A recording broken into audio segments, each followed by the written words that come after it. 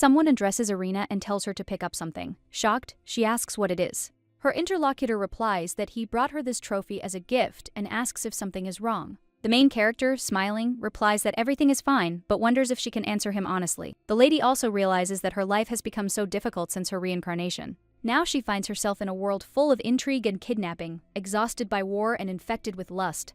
This is a novel about the cruel and hopeless love of the Archduke of the cold northern lands called The Secret. The main character of this novel is named Ruslan Alexiev. He is the youngest master of sword and magic in the Empire. However, there was something else that set him apart from ordinary people. This guy loved to bully Kay, the main character, covering it up with love. And although they looked like the perfect couple from a romantic novel, well, not everyone is destined to live happily ever after. Then Duke Sordy appeared, dreaming of taking the throne and ruling the world. He decided to get rid of Ruslan. However, he had no magical powers or talent for fencing, so this man decided to make a contract with a demon. And for the sake of his new power, he sacrificed his own children. Ultimately, he transformed into a colossal demon and went completely mad.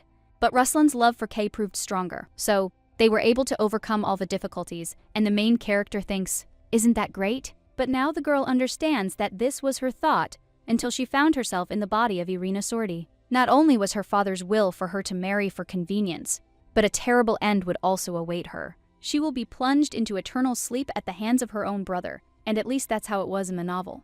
Now the girl apologizes, but insists that she certainly doesn't want to die. The young man asks if she doesn't like his gift. The protagonist realizes she's been lost in thought and completely forgotten to answer, after which, the lady says it's all wrong, but wonders who gives demon heads anyway. She regrets that such an answer will cost her life, and claims that they are simply very big. The guy then just smiles and tells the lady to offer him her hand. Irina asks why suddenly, but her interlocutor tells her to do it more quickly. The main character agrees, but wonders what else he has in store for her. Meanwhile, he places something blue in her hands. Irina asks what it is.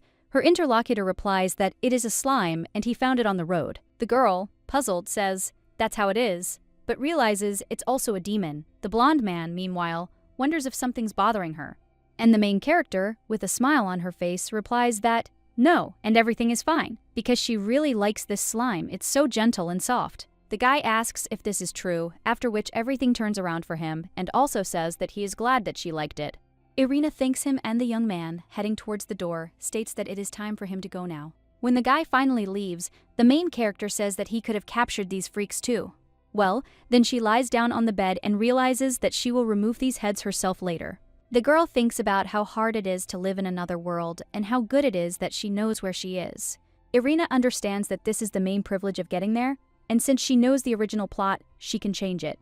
So let the vile Duke go away, because she will get out of there and live happily. Well, then the main character notices that the slime in her hand just moved and wonders if it's because of emotions. But she still claims that it seems like he calms her down because it's so pleasant to touch him. At that very moment, the girl jumps up from the bed and says that it's just calm. It's painful because why couldn't she be reborn in the body of the main character? Of course, she would have had to marry the main character, but she would not have been in any danger anymore. Therefore, the lady thinks, what kind of bad luck is this, and screams out why she was reborn in Irina's body. Then, the girl realizes she needs to stop envying the main character and pull herself together. Now that she's in danger, she needs to think about herself. The first point of the plan is that until she becomes an adult, everything can be turned a blind eye. She will marry the main character and then quickly file for divorce and take her share of the money.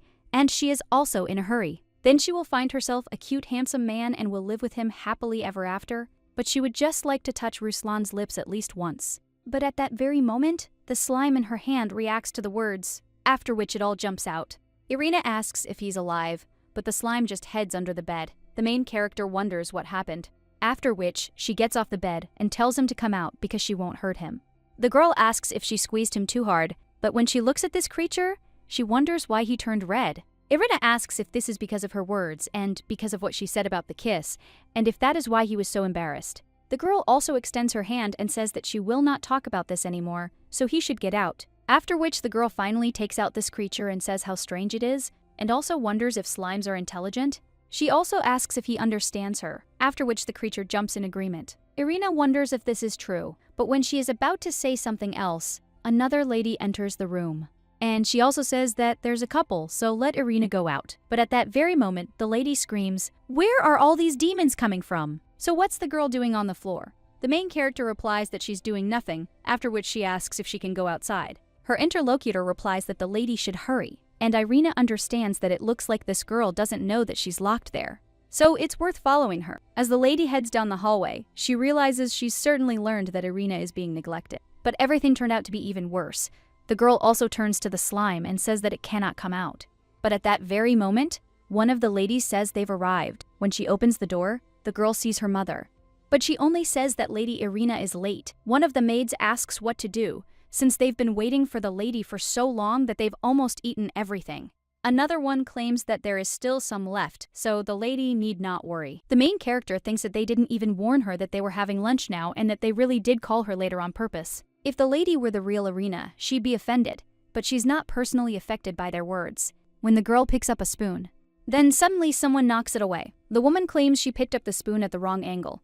And she trains the girl so much, but she doesn't train at all. And how can one consider oneself a member of the Sorority family with such manners? The woman also locks the plate and says that it looks like the lady is already full. Then she hands the food to Bella and tells her to eat it instead. But the main character claims that she didn't even have time to touch the food, and the woman replies that it seemed to her that the lady was already full. Mary accidentally put more food in than she needed, and she'll talk to her about it. The main character asks what she's talking about, then tries to tell her there's very little food in there. But the woman claims that lunchtime was already over, and it seemed the lady had completely forgotten about it. The main character realizes from this face alone that she hasn't even eaten a crumb. The woman claims she still has things to do and then leaves. Meanwhile, the main character remains with another lady and becomes angry. The red-haired girl apologizes and claims she didn't know the lady had already eaten. Otherwise, she wouldn't have called her. And Rose does this all for her own good, so she asks if the girl understands that the maids should take care of the health of the masters.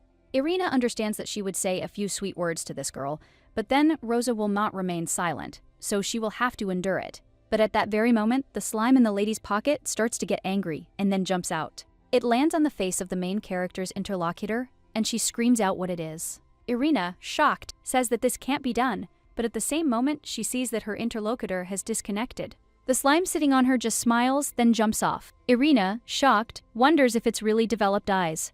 She also wonders if this creature really wants to be praised. And the main character, observing his actions, asks if he's really saying she can trust him.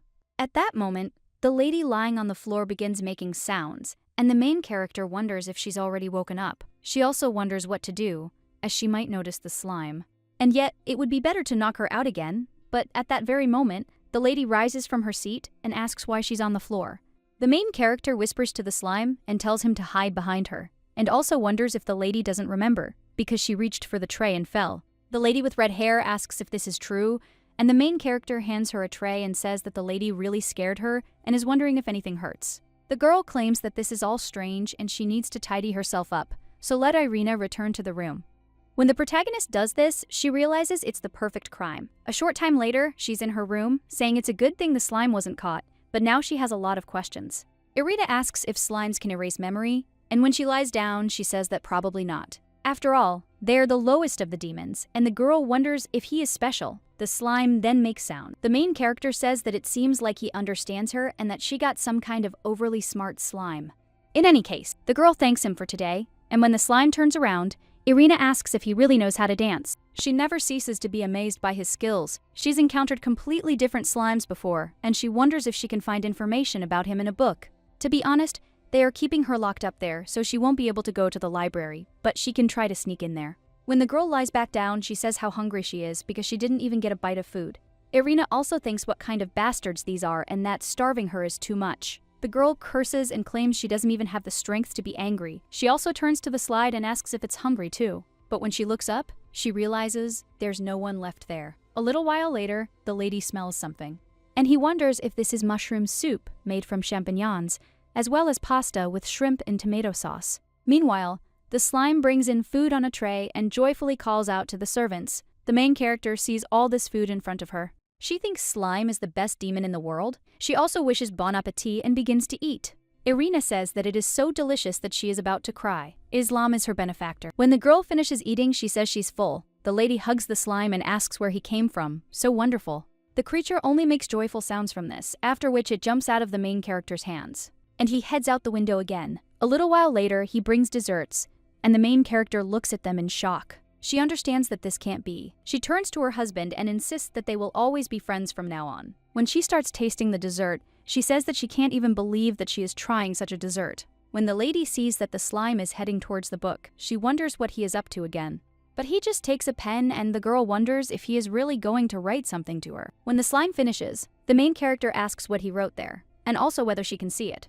When the lady picks up the note, she realizes it says friend. The main character asks if he really wrote friend. And then he starts wondering if he can even write, because if so, then he's simply a genius.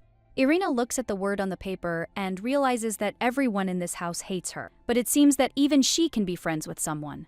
Irina, smiling, insists she's counting on him, but she does say the slime can't be there all the time. It's too dangerous. However, when she sees him hugging her finger, she wonders if he's even listening to her. If the Duke notices him, she can't even imagine what he might do. Well, after this, the slime shows something else, and the girl wonders if he is really reminding her that she can trust him. And if so, she'll believe as he says, but on one condition. First, he must prove she can trust him. The lady also suggests going to the library. A little while later, the lady heads towards the building and realizes that it is so quiet there. She also turns to the slime and offers him to hide, to which he agrees. When a lady enters the library, she thinks how big it is, but looking at the employee, she realizes that he seems to be bothered by her appearance there. When a lady sees a man getting up from his chair, she wonders if he is really going to borrow information about her arrival. But if the Duke asks why she came there, she plans to say that she was looking for information about Ruslan's family. When the girl looks at the list of higher demons, she realizes that she doesn't think there will be anything about slides. She also looks at the history of the war with the demons and understands that she most likely won't find information there either. When the main character looks at a book about the hero of the war with demons, Archduke Alexiev, she realizes that this book is about her future husband. The lady, flipping through the book lightly, whispers under her breath that he has power and money. When the slime turns to her, the girl whispers for it to climb back and pushes it a little with her hand. Lady continues her search for books about slides and comes across a dictionary of northern demons, from slimes to golems. She realizes this is it, and she's finally found the book. Well, when a girl looks at where she is, she thinks how she can reach the shelf. Most likely she will have to ask the librarian. But when the lady turns to him and sees that he is immersed in work, she understands that it is useless. The girl wonders what to do, and at that moment she hears the slime's voice. Irina asks if he can help, and the slime makes noises in response. But the main character asks what he's talking about. And how can such a little boy help her? At the same time, the girl wonders why he isn't answering and what this gloomy atmosphere is all about. And when she turns around, she sees a blonde man in front of her, who's wondering what the lady is doing there. The girl screams at the sight of him. The guy asks why she is so scared and whether he is so scary, to which the lady replies that this is not so. And she just wanted to know more about the slime that he gave her, so she was looking for a suitable book. The guy then claims that it seems like the lady really likes his gift, to which the main character replies that, yes, and he is very nice, but she wonders since when this guy has been so polite to her. At this point, the young man thinks about something and then even whispers that the slime did not smell of red liquid, unlike him. Irina asks what he is talking about, because she didn't hear the guy, but he only claims that he has wanted to ask for a long time. Does the lady like demons? She replies, no. Then the young man asks why she threw away the diamonds he gave her. But the main character asks what he's talking about, since she didn't see anything. The guy wonders if she didn't receive them and the maid didn't give them to her. The main character is surprised by this and wonders if they have now decided to steal her diamonds too. But that can't be true, and she can't pass up such a chance. Irina asks if the guy really gave them to the maid, to which he replies, yes. And the main character, with tears in her eyes, says that it looks like she took them for herself, but nothing was given to her. The guy only looks at this and asks how they dared to go against their master. He immediately turns around and claims that he will find them, but the main character tells her brother to wait. The young man then turns around and asks what she called him. Irina is a little scared by this and wonders if she was mistaken and now she is about to fall into eternal sleep. The lady tries to wriggle out of it, claiming she just wanted to stop him, but the guy doesn't listen and asks again what she just called him. The main character replies, brother. The guy then asks why she wanted to keep him from the girl, asks if he can get her that dictionary about the demons of the north, and he is simply taller than her. The young man agrees and claims that his brother will get it for her, and of course he is so high up, so it is understandable why she needed his help. The guy also claims that if it's hard, her brother can carry the book for her, but the main character thinks that he should stop. A little while later, the young man puts down several books and asks if that's all. Irina replies that she did and thanks him. She also claims she didn't say that last time, But she also wants to thank him for the slime. The guy asks if this is true and then claims that next time he will catch a bigger slime, but the main character replies that it is not worth it and will poison herself. The young man is a little embarrassed by this, but when he is about to say something else, at that very moment, the maid enters the room and addresses Lady Irina, and also claims that she is so lazy. At that moment, the maid sees the young gentleman and greets him, but the young man turns angrily towards her, and he wonders how the girl dared to enter her mistress's room without knocking, and also whether she has completely gone crazy. The young man asks the girl if she really thinks Irina isn't her mistress, and the maid replies that the master has misunderstood. Pari asks if this is true or if she's about to say he misheard. He also thinks that the other servants are behaving no better, so he can't let things go as they are and orders all the servants to be assembled immediately. The girl apologizes and insists it won't happen again, but the young man simply asks if she's ignoring his orders. The maid replies no and will do it right away, then runs off. Meanwhile, the guy turns to Irina. The main character is surprised and asks what's going on. The blonde replies that he'll deal with the servants and she can rest. After the guy leaves, the main character claims she didn't think Valentine valued his sister so much. He even decided to gather everyone's rumors, and the lady hopes he will take revenge on them for her. Irina also says that doing something nasty brings joy to the heart, and the slime agrees with the mistress and rubs against her hand. The main character asks if the slime is also happy, and states that she thinks it won't be very good to continue calling him that because it's the same as calling a person just a person. The lady ponders what name to give him and asks, "How about me?" But she realizes that's too obvious. When the lady lies down on the bed, she suggests the name Crumb because it is so soft, to which the slime only makes a sound. Irina asks if he really likes any of her ideas, and the slime waves its arms and beeps. Well, the main character claims that this won't work and suggests thinking about it later, but for now you can read that book, because maybe it will help you choose a name. When the main character opens it, it says right there about the strongest slime in the world. Irina is surprised and claims that it is written about him on the very first page. The girl reads that this slime occupies the lowest rank among demons, but a higher demon can become one if it uses up all its power. Some slimes are said to eat other species and mimic them completely, but this has not yet been proven. However, the lady claims there's almost no information there. Meanwhile, the slime makes sounds, and the main character pets it, wondering what it is. The girl asks if he will share his secret if she tells him one of hers, and she can only tell this to him. However, when the lady is about to speak, she immediately hears someone coming and telling the slime to hide. At that very moment, the main character's brother enters the room holding the red-haired lady by the scruff of the neck, and the woman screams to be let go. At this point, the guy turns to Irina and asks what he should do with this thief. The woman tells the gentleman that she didn't do anything. But Valentine tells her to shut up because he is talking to his sister now. The woman says that he began to treat her this way precisely after her words and his actions now are equivalent to disobeying the will of the Duke. The guy then asks if she's bothering her father too, but the woman insists that when he finds out about everything, he'll do it. At that moment, the young man pulls her towards him and claims that the woman does not seem to understand. After all, while the father is not around, he is the main one there and will make his decision after his sister's answer. And the guy also turns to Irina and offers to tell her whether this woman did something to her. The main character understands that she even made her daughter a princess, but she doesn't consider her a human being. This lady thought that she would get away with everything because little Irina did not have the strength to resist her. But that's all in the past, because she's no longer the Irina Rosa knew. The protagonist asks him if the lady still claims her innocence. After treating her so unfairly, the girl insists she was telling the truth, as she was never given any stones. And she herself took all the gifts from her brother, and now she also wants to make her out to be a liar. The girl, with tears in her eyes, claims that this is too much and understands that the best defense is an attack, so the main thing is to shed a tear in time. At this point, the woman thinks that this lady was usually afraid to contradict him and doesn't understand what's wrong with her. She also understands that things are bad, and that if she can't justify herself, she'll be in trouble. The maid screams that it's a lie and that the lady is trying to slander her. Therefore, the master cannot judge based solely on her words. But at that very moment, the young man slaps her. The red-haired lady screams at him, asking what he's doing. But the guy wonders if she's even doing it, asking if he's doing the same thing the woman did to his sister. He'll use her as an example to show the others how to behave, so let the woman be prepared for the worst. The red-haired lady screams that he'll regret this. But the guy at that very moment grabs her hand and claims that he thinks she will be the only one who will feel sorry for her. Valentine also says goodbye to Irina, but then he stops and says he remembered something else. The young man asks the lady if she wants anything. The main character, with a smile on her face, asks him what he's talking about. After all, she would be happy with any gift from her brother. The young man smiles and says that it's good. He'll also find something she's sure to like, after which he'll leave. The main character smiles afterward. She takes the slime out from under the bed and asks if it smells that sweet scent of victory.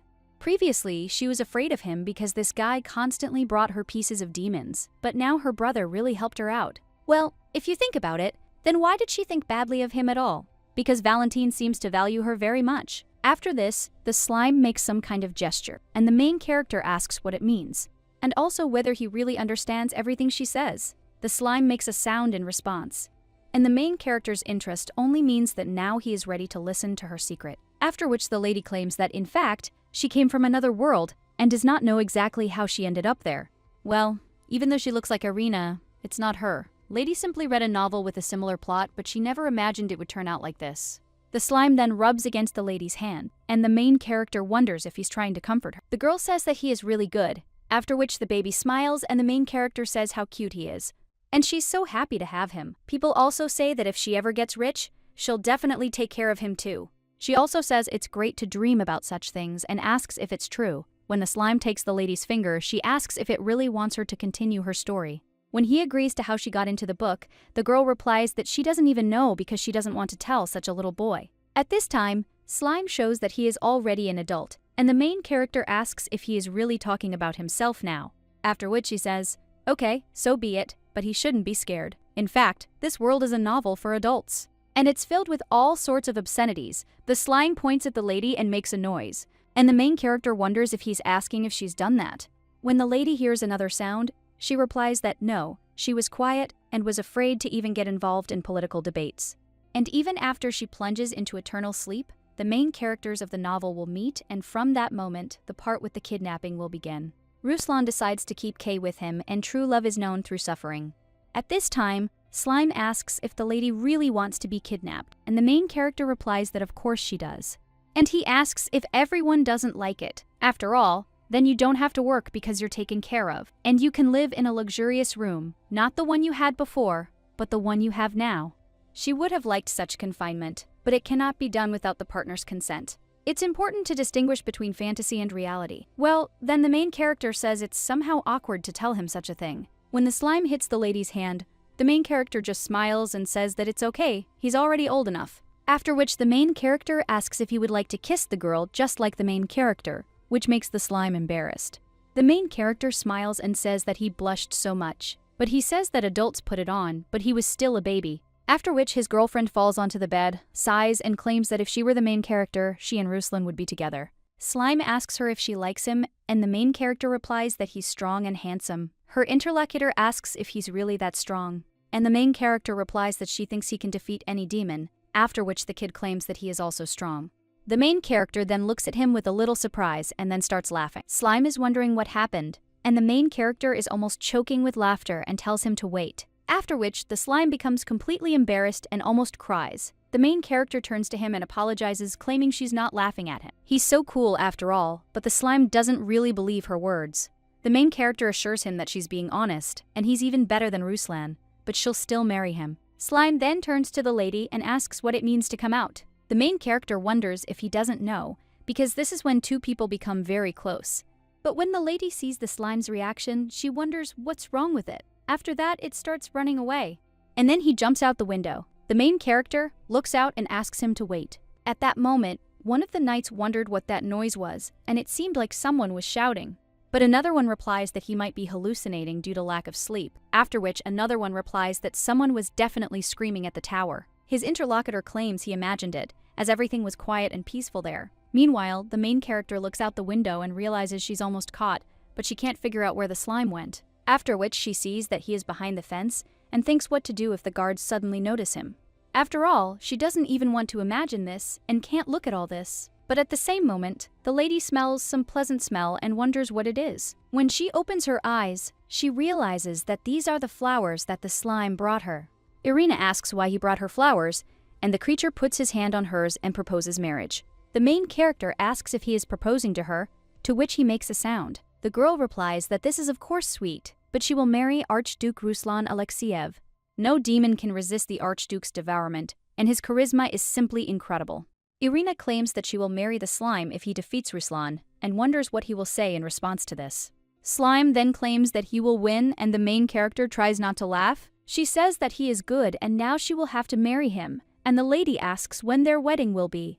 Although for now, it's worth starting with something else, and the girl claims that they've already held hands with him, which means it's time to kiss. This makes her feel embarrassed, and she seems to ask what she is talking about, after which she points to herself. The main character smiles and wonders if he will do it himself, because if so, then okay, she will close her eyes. But when a girl does this, she thinks why nothing happens, and whether he really went out into the street again like that time. Irina is about to scream for him to wait, but at that very moment, she feels the slime kissing her, after which she screams outright. The girl apologizes and claims that she accidentally did it first, and the slime jumps to the floor and runs away in tears. The main character wonders if he was so embarrassed that he decided to run away and who asked her to marry him now.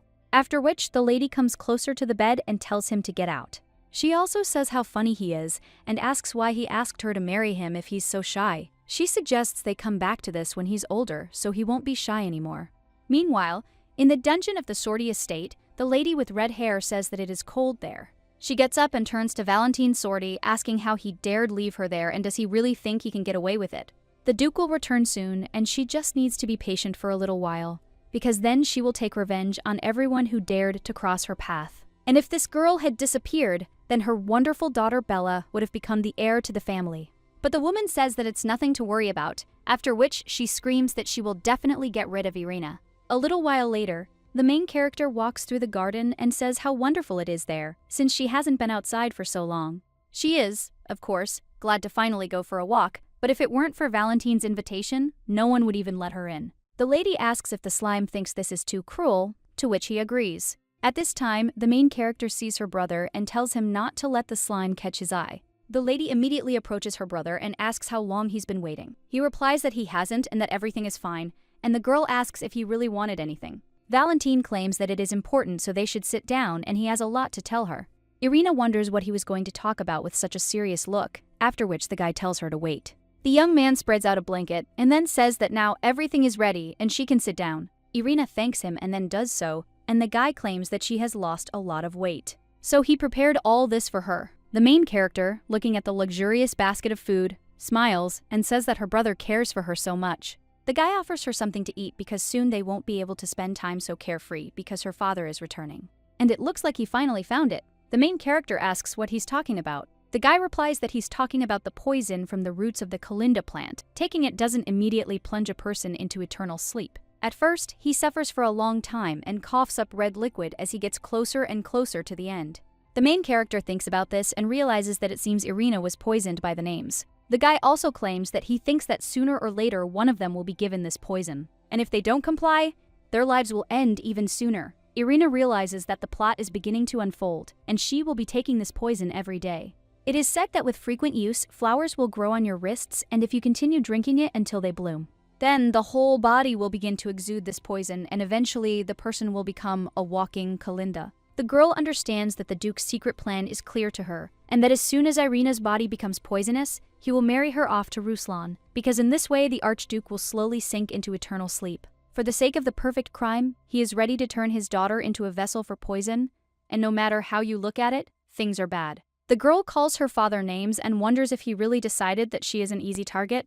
Well, she knows where the antidote is, so nothing will work for her. This antidote can be found in the forest around the Archduke's estate, but the Duke is unaware of this. Now the girl claims that talk of poisons doesn't frighten her. The guy asks if she's right, but her look suggests otherwise. It's as if she's just waiting for the opportunity to drink the poison. Irina, shocked, wonders how he figured it out, and she needs to stay calm. The girl is also interested in what her brother is talking about, and she is simply very worried. Maria wonders if it means he imagined it, and it seems she really has no reason to want to be plunged into eternal sleep. But he will drink the poison anyway. The main character cries out that she must do it. However, the guy grabs her by the shoulders and asks if she hasn't realized it yet, as it plunges her into eternal sleep. Irina understands that he doesn't know yet, but she won't succumb to the poison's influence. She also has her own reasons for drinking it, so the poison will be hers. The girl claims that her brother is important to the family, unlike her useless self. Well, the young man wonders if she really thinks she should suffer for everyone, so he'll drink this poison. Irina mentally curses him and realizes that he shouldn't. The girl claims that he shouldn't get involved in this because if she sacrifices herself, the problem will be solved. But the guy asks why she's so stubborn, since he said he'd drink it himself. People understand that, even if it's stubbornness for him. Well, who knows what abilities she might gain if she completely neutralizes the poison. If you take it regularly, a flower with 5 petals will grow on your wrist. But if you then take the antidote, you can achieve perfect health, and all 5 senses will be sharpened to the limit. She can even learn to cleanse demonic creatures. Therefore, the lady can't pass up the chance to become a more significant character. Valentin tells the girl to stop talking nonsense, because he's already made up his mind. But Irina asks if he really wants to take all the pain for himself. Valentin asks if the girl really thinks he'll give her the poison. But at that very moment, someone turns to the young master and claims that he has news. So, he asks if he is busy now, to which the guy replies that no, and they can go quickly. The young man also tells the girl to get up because he will take her to the room. The main character thanks him and wonders if her brother has always been like this. A little while later, the lady sits down on the bed and sighs. She says she and her brother have quite a relationship, arguing over who will take the poison first. And the longer you live, the more problems arise. Then the girl asks if that's true. The girl turns to the slime, but when she takes Togo out of her pocket, she sees that he has turned green and screams out what happened. She also says that it has some strange shape and wonders if something hurts. But the slime shakes its head in disagreement and then talks about going into eternal sleep. The main character wonders if this is how he reacts to her decision to take poison, and the slime nods. The lady wants to calm him down and asks him not to worry because everything will be fine, but he just starts crying. Irina understands that he is so worried that she turns to her husband and kisses him on the forehead. The girl claims that she can handle it, so she asks him not to worry and promises not to fall into eternal sleep just like that, so he shouldn't be sad. But at that very moment, the main character hears someone coming into her room and realizes that first she needs to hide the slime. The lady puts it under the bed. At that moment, someone bursts into the room, to Irina. It turns out to be a girl with red hair who screams what the lady did to her mother. The main character understands what it means that she learned that Rose is being held in prison. Irina wonders what the lady is talking about because she doesn't remember doing anything. But her interlocutor sternly tells the girl not to mock because, hey, everyone has already told her everything. The girl asks if the lady really said that they hid her things and that she simply doesn't like them, after which she completely screams at how they could have imprisoned her innocent mother. Irina wonders if this girl is really talking about Rosa. And the lady with red hair claims that she slandered her mother, but she will still find her weak spot. The main character says yes and wishes her luck, but also understands that she doesn't really want to fight with a teenager. Her interlocutor gets angry about this and then says that she still has things to do, so they will finish later and next time she will not let the girl go so easily. The main character asks what this is all about, and the girl replies that the Duke has already returned. And if she suddenly wants to justify herself to him, she should hurry. Irina wonders if the Duke is already there. She also claims that she will come down soon, but wonders if Bella has forgotten anything. After all, she will have to accompany her since the girl is responsible for her. Or maybe she's already forgotten her place. The red-haired lady is embarrassed by this, after which he screams at the girl to stop talking nonsense and come out. When the main character is about to go further, she turns to the slide and thinks whether it is possible to leave it there alone. But he needs to hide well until she returns. A little while later, the main character is sitting at the table with her father. She understands that this is the first time she meets the Duke of Sortie. Well, he looks better. What was she thinking? The man turns to Valentin and tells him to prepare for his imminent departure. After all, tomorrow he's heading off to the Crow's Forest. The boy wonders if it's really that soon. And the main character understands that he just returned from the battlefield, and his father is sending him there again. The Crow Forest is a god-forsaken place, and it is understandable why he wants to send Valentin there. He needs demonic artifacts and the diverting necessary for transformation into a demon. These can only be found on other demons. Irina wonders where the Emperor is looking. The blonde man says it's clear, and then he gets ready. But the main character wonders why her brother is listening to him, or if he's already under hypnosis. Well, they haven't reached that plot point yet. At this time, the man says that this is true and the guy should obey him if he wants to protect what is so dear to him. After which, the man turns to Irina and hands her some kind of bottle. He also claims that she'll finally be useful. The main character wonders if this is Kalinda's poison. The girl also understands that she should not show her joy, but she thinks how to keep her cool now. Irina tries to look innocent and asks what it is, but her brother immediately slams his hand on the table, and he tells his father to give it to him instead. The man asks how the boy dared raise his voice at him, and it seems he raised him poorly, since the young man even dared to intervene in the conversation. After which the man says that if he says even a word, his treasure will be destroyed. The young man apologizes, and his father insists that he will forgive him for his rudeness only this once. After which, he opens the bottle and hands it to Irina and tells her to sing this. This will turn her into a beautiful flower. The protagonist takes the glass in her hands and understands that it will hurt, but that's okay. It's better to drink it all down in one gulp, because that's the only way she can get revenge on him. Meanwhile, the man watches the lady, and he says that she's been waiting for this for a long time, but the girl replies that it was his order. He also asks if she can argue, after which the man sighs and says that this is true. Irina realizes she needs to drink before she changes her mind. When she finishes drinking, she realizes the poison tastes pretty good. The lady also wonders what will happen now because it seems to be already in her stomach. Her father watches her with a smile, and her brother only clenches his fists. The lady with red hair at this time turns to her daughter and tells her to look carefully. After all, there's still a little time left, and soon Bella will take that girl's place. A little while later, the protagonist returns to her room, but realizes she can't see anything. At that moment, someone addresses Lady Sortie, and the girl wonders if it is Rose. At this time, the woman asks if she feels well, to which the main character replies that she does. But at that very moment, he starts coughing up red liquid and tells the woman to let him pass. Rose opens the door to her room and then leaves the lady and tells her to get some rest. The young gentleman who is her only protector will soon be leaving, and she hopes that the lady is ready for the next trials. After which she leaves, and the main character tells this woman not to worry because she will survive. After which, the girl decides to lie down on the bed, but when she does, she realizes that things are bad. She didn't expect it to hurt so much, and experiencing the torment alone is worse than she could have imagined. At that very moment, the lady hears someone talking to her and understands what he sent them. The main character turns to him with a smile on her face and asks if he hid well, but the slime only asks if she is in a lot of pain. Irina tells him not to worry because she's fine, but she's wondering if it's true. She also insists she's not feeling well and would rather sleep. The lady also apologizes and says that if something happens, he should definitely hide. After which the slime screams and begins to grow. A short while later, the girl opens her eyes. She puts her hand on the bed, but wonders why it is so soft, and when she fully wakes up, she realizes that she is on slime. And he wonders what the hell this is. The slime separates from the rest of the mass and claims that the patient needs safety. The girl asks if he warmed her up to make her feel better, to which he replies that yes. And the main character thinks, what kind of cute kitten is this, and it's so soft and warm with him. Irina asks if he can even heal. If so, then he really is the best. Slime asks what that means, and the girl replies that he's cool, after which, with a smile on her face, she tells him that it's true. After all, she has him, and the lady thanks the slimes because now she is not so lonely. A little while later, the girl is already stretching and says that she feels better. Irina understands that while the pain still remains, the most important thing is that she took Kalinda's poison. The protagonist also thanks the slime for everything, because without it, she would have suffered alone for a long time.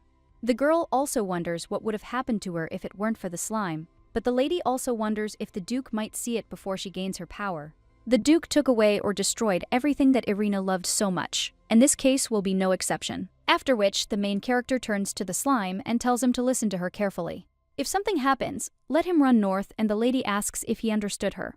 But the slime replies that he won't go because he has to protect Irina. The main character sighs after that, and she hugs the slime and also says that he is her protector and she relies on him. After which, the girl lies down on the bed and the slime covers her with a blanket. Irina thanks him, and she insists that she'll wrap herself tightly in a blanket and he should listen to her and, in case of danger, run north. Slime wonders if she won't go. The girl replies that she can't, but if he escapes, she promises to find him. Slime asks if she'll fall into eternal sleep and if she's better off, and the girl replies that he shouldn't worry because the pain won't hurt her, because she's destined to fall into eternal sleep at the hands of her brother. Slime then claims that he will defeat him, and the main character asks if this is true. Well, he claims she's afraid it won't be easy. Slime then places his hand on hers and tells her to appreciate life. Irina understands that the slime is so gentle and kind, after which everyone agrees and also claims that she understood. The lady proposes a long and happy life together, then embraces him. Meanwhile, the lady's father inquires about any news of the Archduke. The servant replies that yes, in the Grand Duchy it has been very quiet lately, and although he tracked his location, it did not help. After all, the Archduke suddenly disappeared. The lady's father claims that only a short time has passed since he inherited the Grand Duchy. That's why he doesn't understand how he has the conscience to just sit in the castles. He also claims that something happened, and it doesn't matter if it's a body or a spirit, but if he has nothing to hide, then this guy wouldn't hide in the castle. The man then asks the servant if he's sure he's there. The man replies that they just sent their maid there recently. She saw the Archduke there. The man claims it could be a trap, so he'll learn more about it through the story. After which he turns to his son and states that it is now his turn. Let him say how long it will take to receive the goods, to which he replies that it will take about 2 weeks. But the man claims that he is giving him a week and this antidote, and it will be up to him how he uses it. She'll have to get something useful, otherwise she'll repeat the fate of the guy's mother. The young man recalls his mother coughing up red fluid, and he asked where it hurt. The woman replied that she was fine. But at that very moment, she coughed again. The guy claims he'll remember it for the rest of his life. After which, he even claims that it's time for him to go and leaves, slamming the door. The Duke says how stupid this puppy is because he really does look like his mother. His air is too weak. And that freak also disappeared. After which, the man turns to one of the servants and says, so that he could better tell how Irina and Valentine were doing in his absence, and also start the journey with that idiot who just left. The servant informs the master that the young master may soon become a sword master. However, he is concerned about his lack of academic knowledge due to his frequent absences, and also hopes that he supports the young master. The man replies that he understands, and that stupid hunting dogs are easier to tame. He also asks to be informed further, and one of the servants agrees and also asks to be allowed to report on Lady Irina's education. The man understands that it says that she visited the library and asks for what purpose. The teacher replies that they recently had a lesson on monsters and that might be why she was interested in them.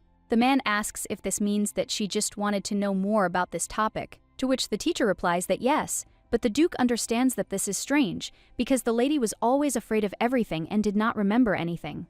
And then suddenly she went to the library, so he will believe more that she succumbed to someone's influence than in this. And there everything is definitely not so simple.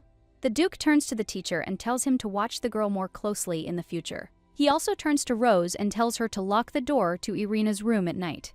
The woman smiles in response and asserts that she will do her best to carry out his orders. A little while later, the main character wonders where Jana is and whether she's really underwater. After which, the ladies finally see the main character. The girl treats the Archduke's wound and claims it will sting a little. The man watches her silently, and when the lady tells him to rest, it's time for her to go. The guy immediately lays her down on the bed and asks her not to leave. The lady asks what His Highness is doing and offers to let her go. But the guy replies that he doesn't want to, because if he lets her go, the lady will run away again. A little while later, Irina opens her eyes and sighs heavily. She realizes it's all over at the most interesting moment. But at that very moment, the lady notices something dripping onto her hands and wonders what it is. Then she raises her head and wonders if this is really a nightmare. Meanwhile, the monsters begin to strangle the lady. Irina realizes that Duke Sordi has definitely orchestrated this to teach her a lesson. When she tries to remove the monster's hands, she realizes that her own are on fire, and she can't even push him away. Well, the lady understands that she needs to calm down, because she can endure this. Because this is a dream and she just needs to wait until she wakes up. The girl also wonders why he's doing this to her, and she's in pain and distress. Even though it's a dream, she's still scared. So she asks anyone to help her. At that moment, the lady notices a bright light, and when he turns around, he realizes it's slime. The kid jumps on the monster and tries to cut it, but he only pushes him away, and the main character turns to the lime with concern. The girl tells him to run away because everything will be fine with her, but when the slime doesn't move, the lady asks him to come to his senses. At the same moment, the monster presses the girl even harder, and the slime rises and takes the blade in his hands again. After which he jumps on the monster, who simply pushes him away again. The slime flies away, but decides not to give up. He crawls higher and higher on the monster, after which everything hits him in the neck, and the monster begins to dissolve. The main character watches this in shock, after which the slime falls into her hands. Irina asks if he's okay, to which he makes a noise, and the protagonist asks if he's in pain or injured anywhere. The slime insists that even if he's hurt or injured, he will protect Irina. A little while later, the main character opens her eyes and realizes that it is so bright there. But when the main character gets up, she remembers something and wonders where the slime is. The baby then makes a sound, and when the girl turns to him, she sighs. And she says how good it is that he is there because she just had a very strange dream. At that moment, the girl sees a wound on his face and realizes that it was not a dream. The girl also says what a fool he is and asks why he didn't run away, because it was very dangerous. And now, because of her, a wound has appeared on such a small body. Slide, meanwhile, takes the lady's finger and apologizes for being so small. He also apologizes for not telling her he's so weak. The main character remains silent after that. and the slime claims that he will become stronger, and the main character wonders if he really thought about it all this time. That she likes strong men like Archduke Ruslan. The girl wonders if he's really that stupid. And how can he become even stronger? After all, he is already very strong now, so he shouldn't apologize. And in the dream, he was very cool, so the girl thanks him for his help and also claims that such guys are definitely her type. After which the slime becomes embarrassed, and the main character, looking at his facial expression, asks if he is okay. The girl also screams, asking if he is really feeling bad, and asks him to come to his senses. Last night, the candle in the Duke's study went out, and the man claimed the nightmare disappeared faster than he thought. He still had time, but he simply plunged into eternal sleep, and this is too much even for a low-level nightmare. The Duke claimed that it was suspicious, and the servant supported him, because even though he was of a lower level, a nightmare is a nightmare. The man claims that this is what he is talking about because the weak girl could not get rid of him on her own. Someone definitely helped her, and the man asks who could have pulled off such an audacity in his estate. After which, he turns to the butler and tells him to find out who this idiot is. He also kept track of who was visiting Irina, and then immediately dealt with him. When the butler leaves, the man understands that this is what he is talking about, because this weak girl could not get rid of him on her own. Someone definitely helped her, or holy powers began to manifest just like with her mother. In order to make a child with divine powers, he even made a priestess his wife. But in the end, it all fell apart. The woman gave birth to a dummy, and still expected him to consider it his son. A little while later, the lady turned to the Duke and claimed that Valentine was still young, so how could she send a child to exterminate monsters? But the man claimed that if he had divine powers, he could already fight on the battlefield, and if she only transferred them to him properly, then everything would be fine. He also told his wife that she was screaming like some kind of animal, although it was all her fault. But after that, the girl screamed that he was the only beast there, after which she got hit in the face. The Duke asked if she really didn't understand anything, and that even her parents' immersion in eternal sleep hadn't brought her to her senses. If she wants to protect her loved ones, then let her think about her behavior. After all, no one can stop his plan. Now the main character tries embroidering, or realizes it's more boring than she thought. The lady yawns, but the girl with red hair wonders what kind of lady she is. Bella says that when a lady yawns, she should cover her mouth. The main character then says she forgot to ask what the girl was doing there. Her interlocutor replies that the Duke said to follow Irina, and the main character replies that since she didn't find anything, maybe she should go to her room, but the lady with red hair replies that it's impossible, and she still has something to teach the girl because she's a lady, and she should study more. The main character asks what she is like and whether she is really that much better than her. But when the girl looks at her interlocutor's scarf, she is shocked and asks why she is so beautiful. Bella replies that the rose taught her this, and the main character, continuing to embroider, thinks which of them is the Duke's daughter. At this time, the girl once again turns to Irina and asks who she spoke to last night, because she heard some sounds. The slime under the bed is only frightened by this, and the main character asks what her interlocutor is talking about. And why is he suddenly talking about this? Well, Letty asks, then why is the girl's voice shaking? And if she's up to something, she'd better stop, because she's already figured it all out. Irina doesn't think she's imagining things.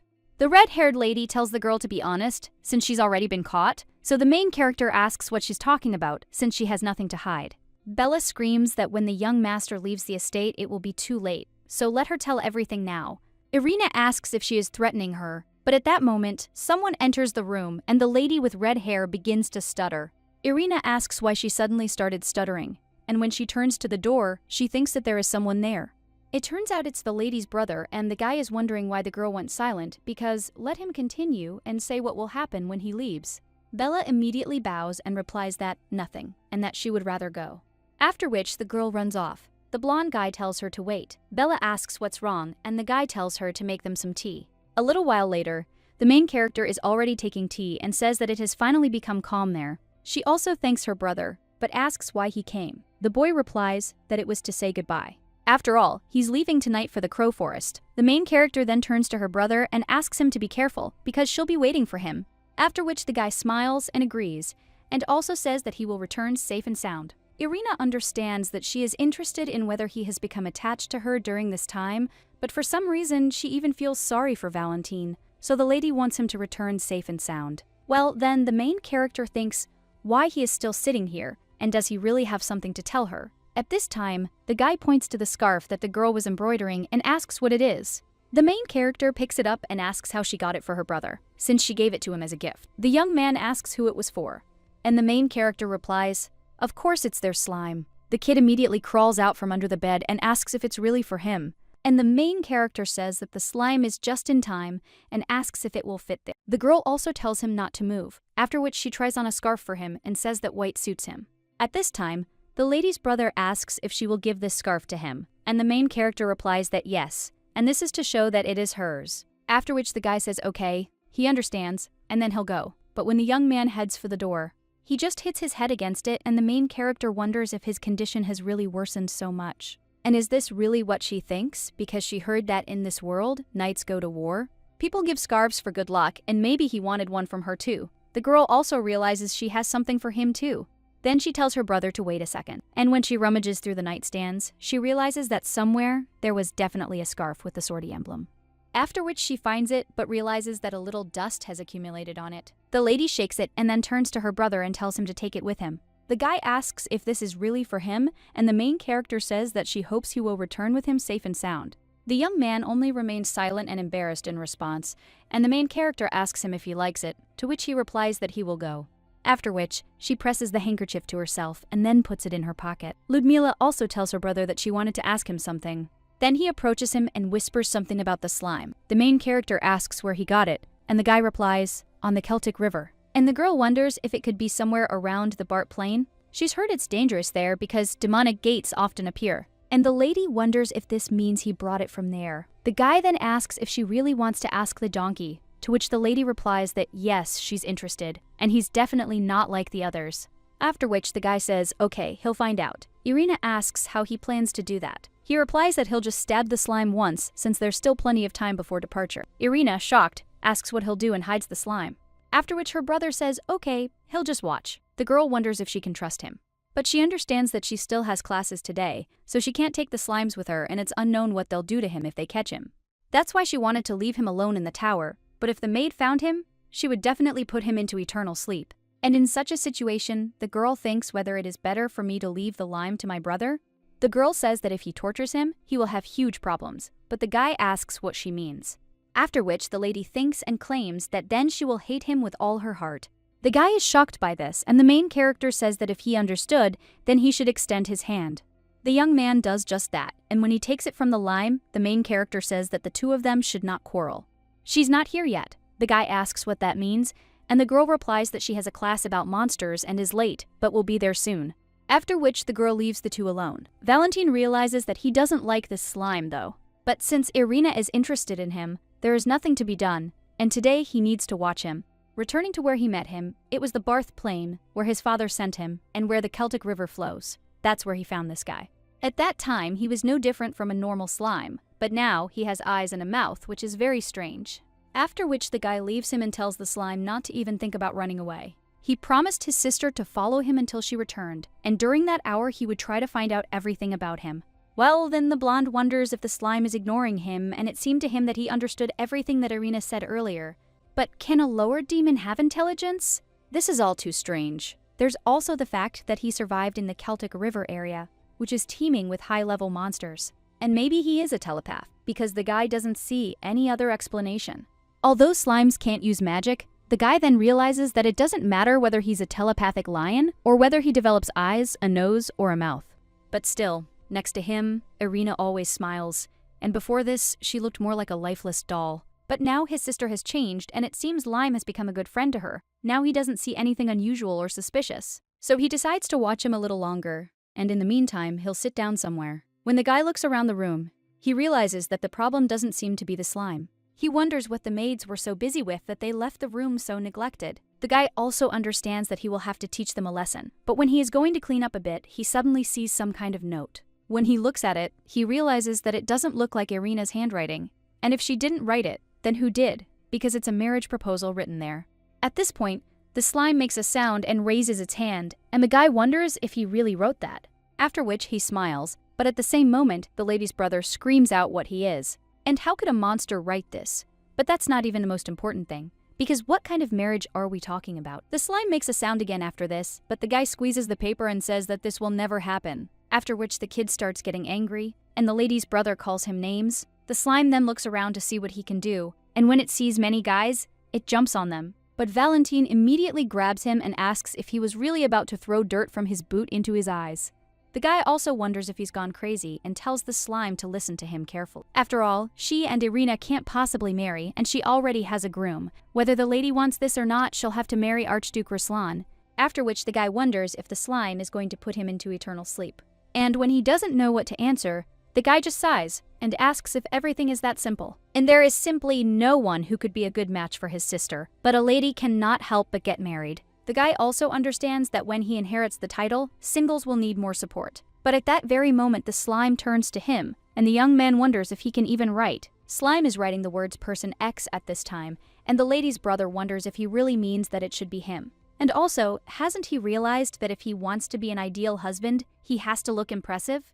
And not like a snotty brat, because what kind of husband would he be? Valentin realizes he'll give up at this rate, but at that very moment the slime addresses him again. And he turns into something square, and the lady's brother thinks what the hell he's doing and whether he's really trying not to look soft. He also wonders if he is serious, and says that no matter how hard he tries, nothing will come of it. To marry Irina, he must be smart and wield a sword better than her. He also had to be cold to others, but warm to his sister. And he also had to be able to dance and have good etiquette. But the most important thing is to save his sister from his father, and to do this, he must be incredibly strong. After which, the slime makes a confident face and makes a sound. At this point, the main character enters the room and asks if they were arguing. Well, when she sees her brother Islam in his hands, she is shocked and asks why the slime became square. And what's going on there anyway? The blonde claims he was overconfident, and this demon's ambition is just brimming. Irina asks what he's talking about and wonders if they've learned anything about his true nature. The girl also asks if it didn't work out, and her brother replies that there was too little time, so he'll ask the knights after they leave. Irina asks if he's already leaving, and if they're not leaving at night,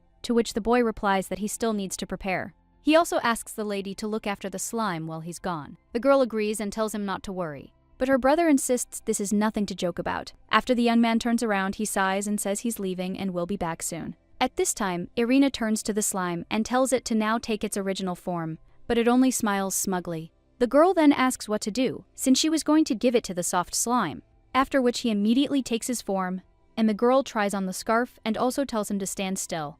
When the lady ties this scarf like a cloak, the slime says that he likes it. Irina says that she is glad that he liked her and wanted to tell him something.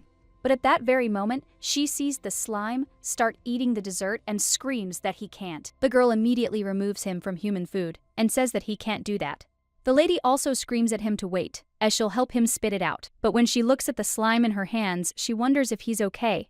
And maybe there was a mistake in the monster dictionary and it looks like she'll have to go to the library again. But at that same moment, the lady looks at the slime in her hands and apologizes for shaking it too hard. The girl also asks if she should pat him on the back, but at that moment, the lady with red hair overhears her. A little while later, the girl once again heads to the library, and when she takes one of the books, she reads that slimes do not have intelligence and do not know how to write, therefore they cannot use magic. They do not tolerate water and are sensitive to acid, so they live mainly in the mountains and on plains, not appearing on the shores of seas and rivers. The main character wonders if they can't use magic, but that's odd, because the slime definitely destroyed the nightmare with magic. The girl also turns to him and wonders if he really is a slime. And maybe it belongs to some similar species, but then the girl realizes that this book is also useless and she needs to look for another one. But at that very moment, someone turns to Lady Sortie and the main character wonders where this woman came from. Rose claims that she can only read once a week, but the main character replies that she came for the first time this week. The woman asks if this is true, after which she asks for forgiveness, and the main character says that then she will go. But when the lady moves on, the woman follows her, and the girl thinks why she is following her. And it looks like we'll have to end it here. Meanwhile, Rose turns to Lady Irina and says breakfast will be served soon. They've prepared some ham for her, so she should go and eat. Irina asks since when has the maid been so attentive to her. But the woman asks what she is saying, and the main character thinks that usually she is angry, so she does not understand why now she is so nervous. And now that Valentine has left, she has no one to turn to for help in this mansion. Well, when the lady's hand falls on the pocket, the girl understands that now she is not alone, because she has slime. The main character also turns to Rose and says that this is good, so let her lead her to the dining room. A little while later, the girl finishes her meal and says that this is the best food she has had in a long time and that she wishes they would serve her dessert too. The slime immediately jumps to the floor and heads off somewhere. The main character screams that it doesn't need to go. But when the slime is almost out of sight, The girl asks why it's so nimble and tells it to come back. Meanwhile, the maid asks the lady if something has happened. Irina replies that it's nothing special and understands that she needs to go get the slime. Lady also mentally asks him not to get caught. At that moment, the slime hears someone's voice asking what Bella is doing. Slime hides behind a box and another maid replies that the girl is sleeping in her room. The lady with red hair says that it is clear and suggests not to wake the girl because she should not know about this. The woman also asks what the other girl is doing, and the maid replies that she is still in the dining room. The lady with red hair claims that this is excellent and that before Irina returns, she should install something in her room. The woman places the object on the table and claims that she had to try hard to get this audio and video recording device. With his help, she will be able to collect the necessary evidence, and this girl is probably leading a man into her bedroom. Every night, the woman heard voices behind the door. The main character was talking to someone, after which he kept whispering that she had said it was forbidden. Therefore, the woman claims she doesn't know how the girl hasn't been caught yet. But when she receives evidence, the Duke will not leave it alone and will throw her out of there in disgrace. The maid says that this is what one would expect from the head maid and offers to launch this magical device. The woman picks up the paper and is about to see how to use it. While these two are trying to figure out the device, Lime jumps onto the cabinet. The maid plays the sound she just made and claims the device is working. A short while later, the woman asks if the recording device they installed yesterday is working properly. The maid replies that yes, but she did not notice anything unusual about the lady and would not have been standing there doing nothing. The head maid says that it is good and asks what the girl is doing now, to which the other replies that she's in the library and will need some time to return. The lady with red hair claims that she will take the recording devices and I know the maid should keep an eye on her. She agrees, after which the woman enters the room. She examines it and realizes she's certain the idiot brought someone there. But when the woman lifts the blanket from the bed, she thinks it's strange because she can't find a single hair, let alone traces. All that was left was to check the recording. After that, the woman removed the recording device from the chair and realized it had been hanging there all along. So now you can check everything and find out. But at the same moment, the maid sees books about demons. One of them is about the monsters of the north, and a woman thinks that maybe a lady is dating a knight from the extermination squad, and if she collects evidence, then this girl will be finished. But at that very moment, someone turns to Rose and asks what she is doing there.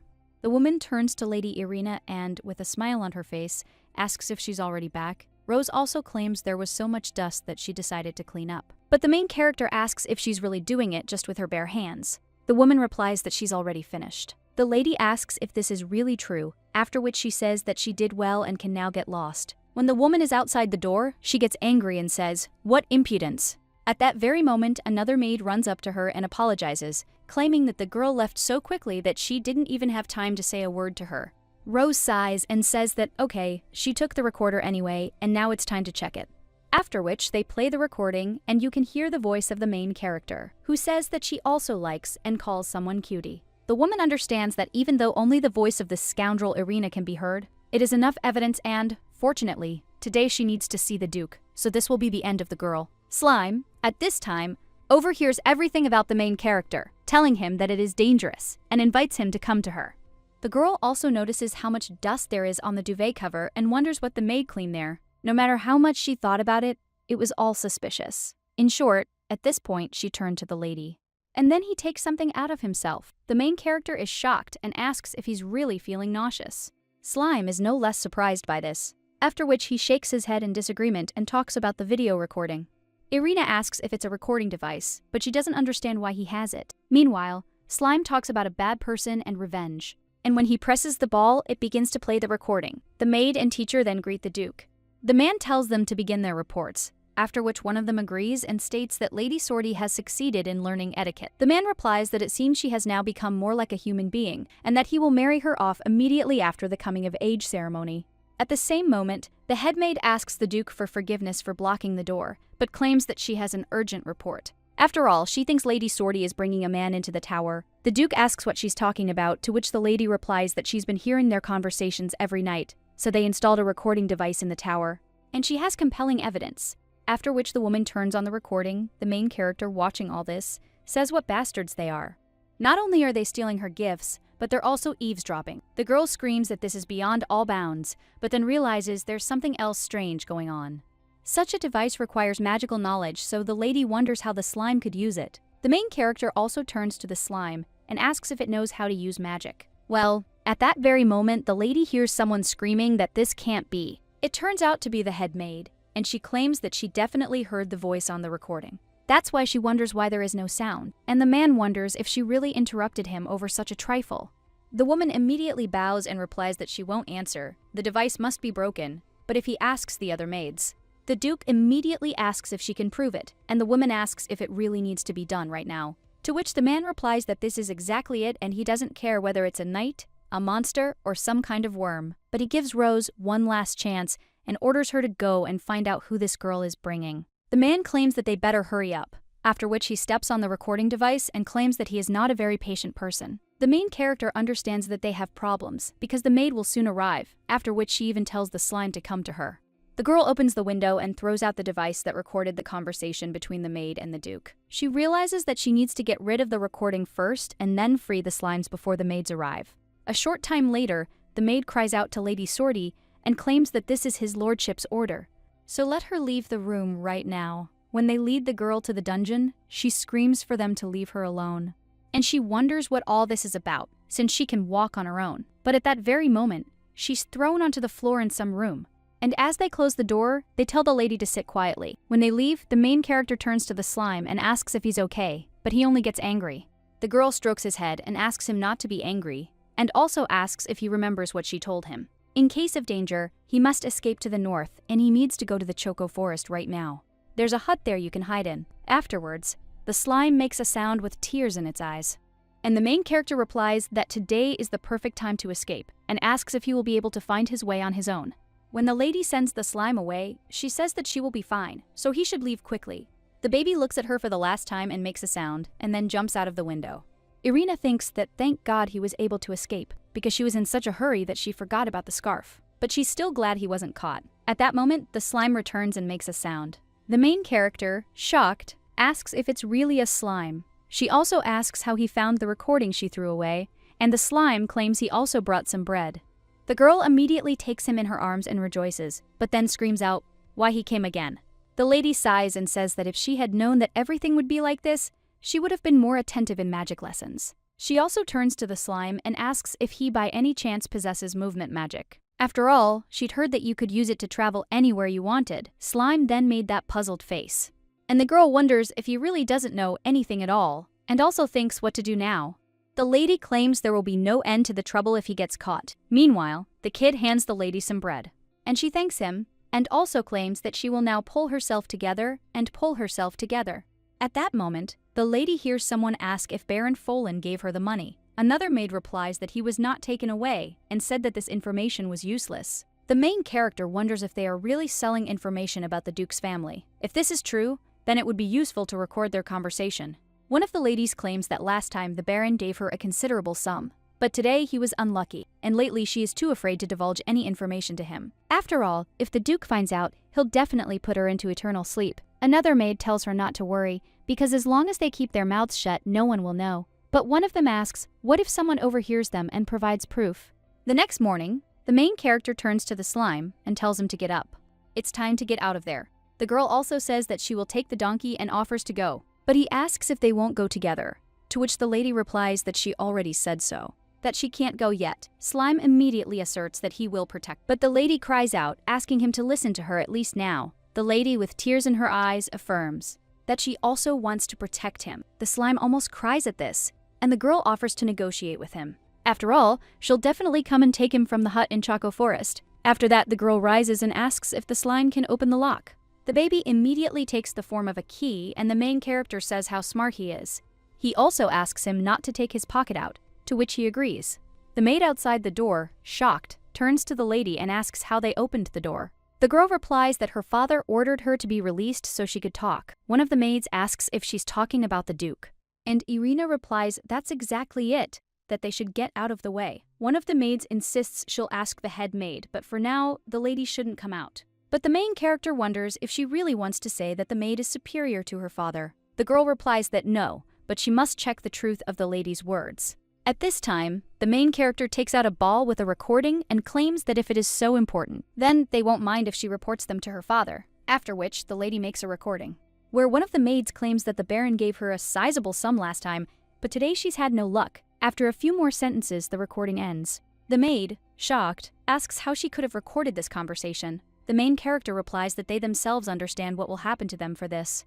And if they don't want consequences, they'll have to cooperate with her. The brunette immediately cries out, wondering if the girl had been eavesdropping on them this whole time. Irina wonders if this is so important now, because with such evidence, they won't get off with a simple punishment. And also, if they don't want to end up in prison, then let them get out of the way right now. At that very moment, the maids move aside, and at that very moment, someone else approaches the lady. And he asks what Irina is doing. The maid immediately turns to Mistress Bella, but the girl replies that the person who opened the door on the Duke's orders was her. And the girl asks if she can take Irina with her, after which the maids exchange glances. They also say it's fine, and the lady can pass through. Bella asks how long the girl will stand there and suggests they go. The protagonist agrees, but wonders why the girl is playing along. Did the Duke really ask her to come? Well, a little while later, Irina claims that this road does not lead to her father and also asks where they are going. When her interlocutor is silent, the main character claims that she doesn't have time to follow her. Bella stops after this and asks if the girl didn't want to let the slime go. The main character is shocked by this and wonders how she found out, but her interlocutor tells her not to be so surprised. After all, she only found out about it recently. Irina is wondering what to do and how to justify herself. At that very moment, she feels very ill and starts coughing up red liquid. Bella turns to her and asks what's wrong, and the main character replies that it's just a cough. The lady with red hair is silent at this time, but remembers how her mother addressed her. And she also said that the girl should watch carefully after this girl had fallen into eternal sleep. She will take the place of the Duke's daughter. Bella asked if Irina would really fall into eternal sleep. Looking at the girl, the lady wondered if she wasn't taking her medication, but at that moment, one of the maids whispered to the other, "Did she hear the girl cough at the table?" The other lady replied that yes, and that girl had no etiquette at all, not even covering her mouth with her hand. And the Duke's daughter was supposed to be Bella. Another of them asked how long it would take for Lady Sortie to fall into eternal sleep from the poison they put in her food. At this point, Bella is in shock and wonders if she really only knows what she said about the poison. The lady also understood that she needed to get to Irina quickly. She then headed toward the girl with tea. Now the lady with red hair claims that back on the first day, when Irina drank poison, she took the tea and went to her room, and then she saw this creature. The girl, looking at it, wondered if it could really be a slime. She also didn't understand where Irina got it, but she wondered if it wasn't a dangerous monster. At this time, the main character began to spin in her sleep, and the slime turned to her with concern. The red-haired lady wondered why the girl was so calm around him, but now she claims she initially thought he was dangerous, but Irina's calmness changed her mind. Then she thought, what if everything she knew was wrong? The main character asks in shock. Doesn't Bella hate her and the maid? In shock, asks what she's talking about, and she didn't actually say that she felt sympathy for her. So, let the lady not be mistaken, and she does this not for her sake, but for her own. After all, she doesn't want to remain in the dark any longer, so let Irina hurry up. After all, she gives her 5 minutes for everything. The main character, with a smile on her face, insists that this will be enough. She thanks Bella and says she'll be back soon. Irina thinks how timely she's arrived, and now she needs to find a safe place to release the slime behind the castle where the water flows. There, the slime can safely descend down the river. When the lady turns around the castle, she sees this place. The lady bends down to the water and tells the slime to go down this river. The little one turns to her with concern. But the girl asks if he knows where the hut she spoke of is, and if so, let him wait for her there. The lady also suggests meeting again when they grow up, and claims that she did not think that this would be her last gift. Well, when she wraps the slime in a scarf, she tells him to never lose it. At this time, the baby, with tears in his eyes, asks if he can stay here because he can't leave her. The main character replies that it is impossible, because then his father will definitely put him into eternal sleep. The girl also claims that they will definitely meet again, so there is no need to cry. At this time, Slime claims that he will become stronger and return, but the lady claims that there is no time and also suggests that he leave quickly. After which, he enters the water and swims away. Irina wishes him a safe journey. After which, wiping away her tears, she gets up and says that she doesn't have time for this because it's time to go back. But when the main character heads back, she doesn't see Bella anywhere and asks where she is. But at that very moment, she hears someone scream and realizes that it is definitely Bella's voice. The girl thinks something has definitely happened to her. Rose, meanwhile, screams that it's a misunderstanding. After all, her daughter is not guilty of anything and she was simply used, leaving no other choice. Irina is shocked and wonders how the Duke ended up there, and the woman turns to her daughter and asks her to tell her what Irina told her. After this, the girl only cries and turns away. The The woman turns to the Duke and claims that her daughter must be very frightened, since it's obvious that the child and the knight have some kind of secret. But the Duke at the same moment turns to Rose and asks if she really thinks that this really happened, to so brazenly enter the Duke's estate and enjoy secret dates? After which he turns to Irina Sordi and asks what she will say. The girl understands that she needs to calm down, because the Duke could not have found out about the slime, and she just needs to pretend to be an idiot. Irina comes out from behind the tree and claims that she does not understand what the Duke is talking about. After all, she's never had a secret relationship with anyone. Rosa screams that this girl is lying and that others have heard it. Well, the man turns to her again and claims that since there is no evidence, he will have to punish her. After which, he orders the headmaid to be thrown into prison. When the knights approach the woman, she tells them not to touch her. And Bella screams in shock at her mother and then turns to the Duke. I claim that she saw that Irina had a slime and she released it into the river near the estate. The main character turns to the girl in shock and asks how she could do such a thing. But the girl only apologizes and claims that she cannot allow her mother to fall into eternal sleep. At this time, the man asks if she is talking about the slime and also orders to search every meter around the estate and put it into eternal sleep. At this time, Slime climbs ashore and claims that he will still go with Irina. But at that very moment, someone stands in front of him and asks if he is really the same slime that the Duke ordered to be plunged into eternal sleep. The knight also wonders how he dares to force him to run after such an insignificant monster, after which he starts squeaking words and is about to run away, but the man asks where this bastard is going. The knight also cries out that he will have to use his abilities when he casts the circle. Then a rock falls in front of the slime, and a man, heading after it with a knife, smiles and claims that he simply cannot let it escape. And if he puts the slime into eternal sleep, the Duke will reward him well. Then he uses magic on his blade, and he throws it at the slime, leaking right through it. The man claims that now he looks even more insignificant. After which he lifts the handkerchief and claims that this will serve as proof of his immersion in eternal sleep. At this time, Slime makes pitiful sounds and realizes that they were supposed to meet Irina. He promised to reach the cabin in the northern forest. After that, he began using magic and teleportation. And at that very moment, she finds herself near the hut. The slime crawls towards her and in front of the door. He thinks only of Irina. Meanwhile, the lady's brother approaches with the artifact in his hands. He understands that with such magic, he will be able to get an antidote from his father, and his sister will definitely be happy to hear this news. Well, then the guy realizes that he also remembered that nasty slime. When the guy drives up to the gates of the estate, the man congratulates him on his safe return from the crow's forest. The blonde thanks him but asks where the Baron is from and what he has in his hand. The man replies that he plunged the lime into eternal sleep on the orders of the Duke and took these clothes as proof. The blonde, shocked, asks what he's talking about, and the man laughs and claims that it's to prove that he's fallen into eternal sleep. At this time, the guy remembers how his sister said that this slime is so soft and she likes it. She also claimed that if Valentine tortured him, he would have huge problems. And now the guy wonders if this man really plunged him into an eternal sleep with lime. A little while later, the boy bursts into his sister's room and cries out to her in concern. The girl is surprised, but tells her brother to go through because she is so glad that he returned safe and sound. She also thanks him for keeping his promise, but Valentine turns to the girl, and he says she needs to know something. Baron Fallen brought the handkerchief that the girl gave to that brat. As proof of his immersion in eternal sleep, Irina cries out in shock that this can't be true, and that no one even knows the way. And can you really say he's dead just because of the scarf? The girl says that the slime is definitely living in this place. There's no way he could have fallen into eternal sleep. The guy replies that this is true, and this simply cannot be because he is definitely hiding somewhere, so the lady should not cry. The main character understands that only he supported her in this lonely house, and Islam is special and can also use magic. So she begs him to stay alive. 5 years later, someone claims there will soon be a debutante ball and asks if it's true. Her interlocutor replies that this is true and that the young ladies are very beautiful. Her interlocutor claims that they say that this time the same girl from the rumors will be attending the ball. And this is the youngest daughter of the Duke of Sordi. The girl was very ill and therefore did not appear in public. But she's such a beauty, and her name is Irina Sordi. At this moment, the Duke enters his daughter's room. But when the main character is about to greet him, the man is only interested in how many calendula petals are on her wrist. The lady replies that there are 4, and the man says that this is good because they are almost there. Archduke Ruslan is about to return from the demonic war, so by then, they should all be in bloom. Irina wonders if Archduke Ruslan has already closed all the magical gates and declared victory, but it should have taken much longer.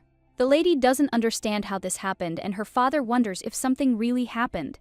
The girl apologizes, claiming she felt a little tightness in her chest, which is why she made that face. After which the man, clicking his tongue, says it doesn't matter. This time the debutante ball coincides with the victory ceremony in the war, and they say that he doesn't like social events, so he has no idea what's on his mind, but understands that this is their chance. The Duke claims that he will make his move and the lady will try to seduce him so that he will propose to her. And besides, since she is destined to meet him on the street, he allows the lady to leave the estate.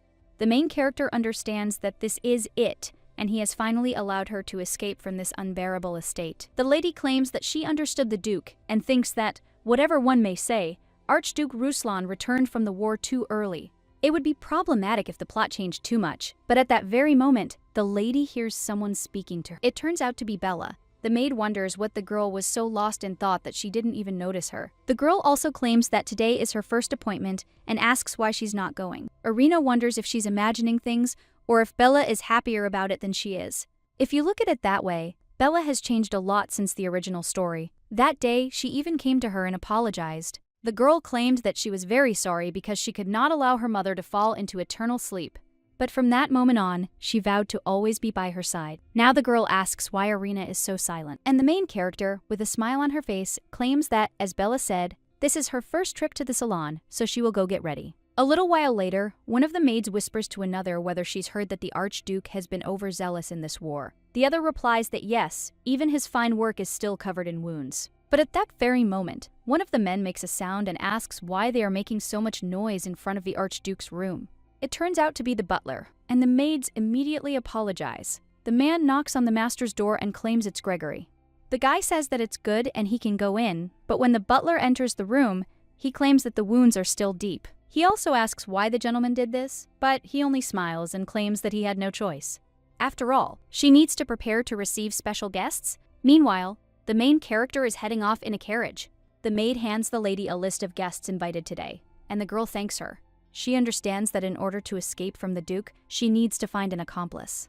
In the original, there was one important character present at today's reception, and her name was Ellie Isla. This girl is the daughter of the Marquis, and another candidate for the role of Ruslan's wife. But Irina doesn't know if she'll communicate with her since they're now rivals. But the lady understands that she can only meet her assistants at the cafe where she takes her close friends. So she should befriend her. A little while later, someone turns to Mrs. Isla and says she looks wonderful today. Another girl agrees and asks how one can be so charming. The lady with pink hair asks what they are saying because all the ladies present there are no less charming. Someone else then turns to the lady and asks if she has heard the recent rumors because they say that one of the guests, Mrs. Sorty, is an incredible beauty. The lady asks if this is true, and the other girl smiles awkwardly and claims that no matter how you look at it, Mrs. Isla is still more beautiful. Her friend replies that this is true, and besides, this is her first appointment, so it is impolite to stay so late. At that moment, the main character enters the room and apologizes for being late. She also introduces herself, and at that very moment all the ladies are shocked and understand that this lady truly is an unspoken beauty. Ellie realizes she needs to pull herself together. After all, no matter how much she loves beautiful things, this girl is her rival.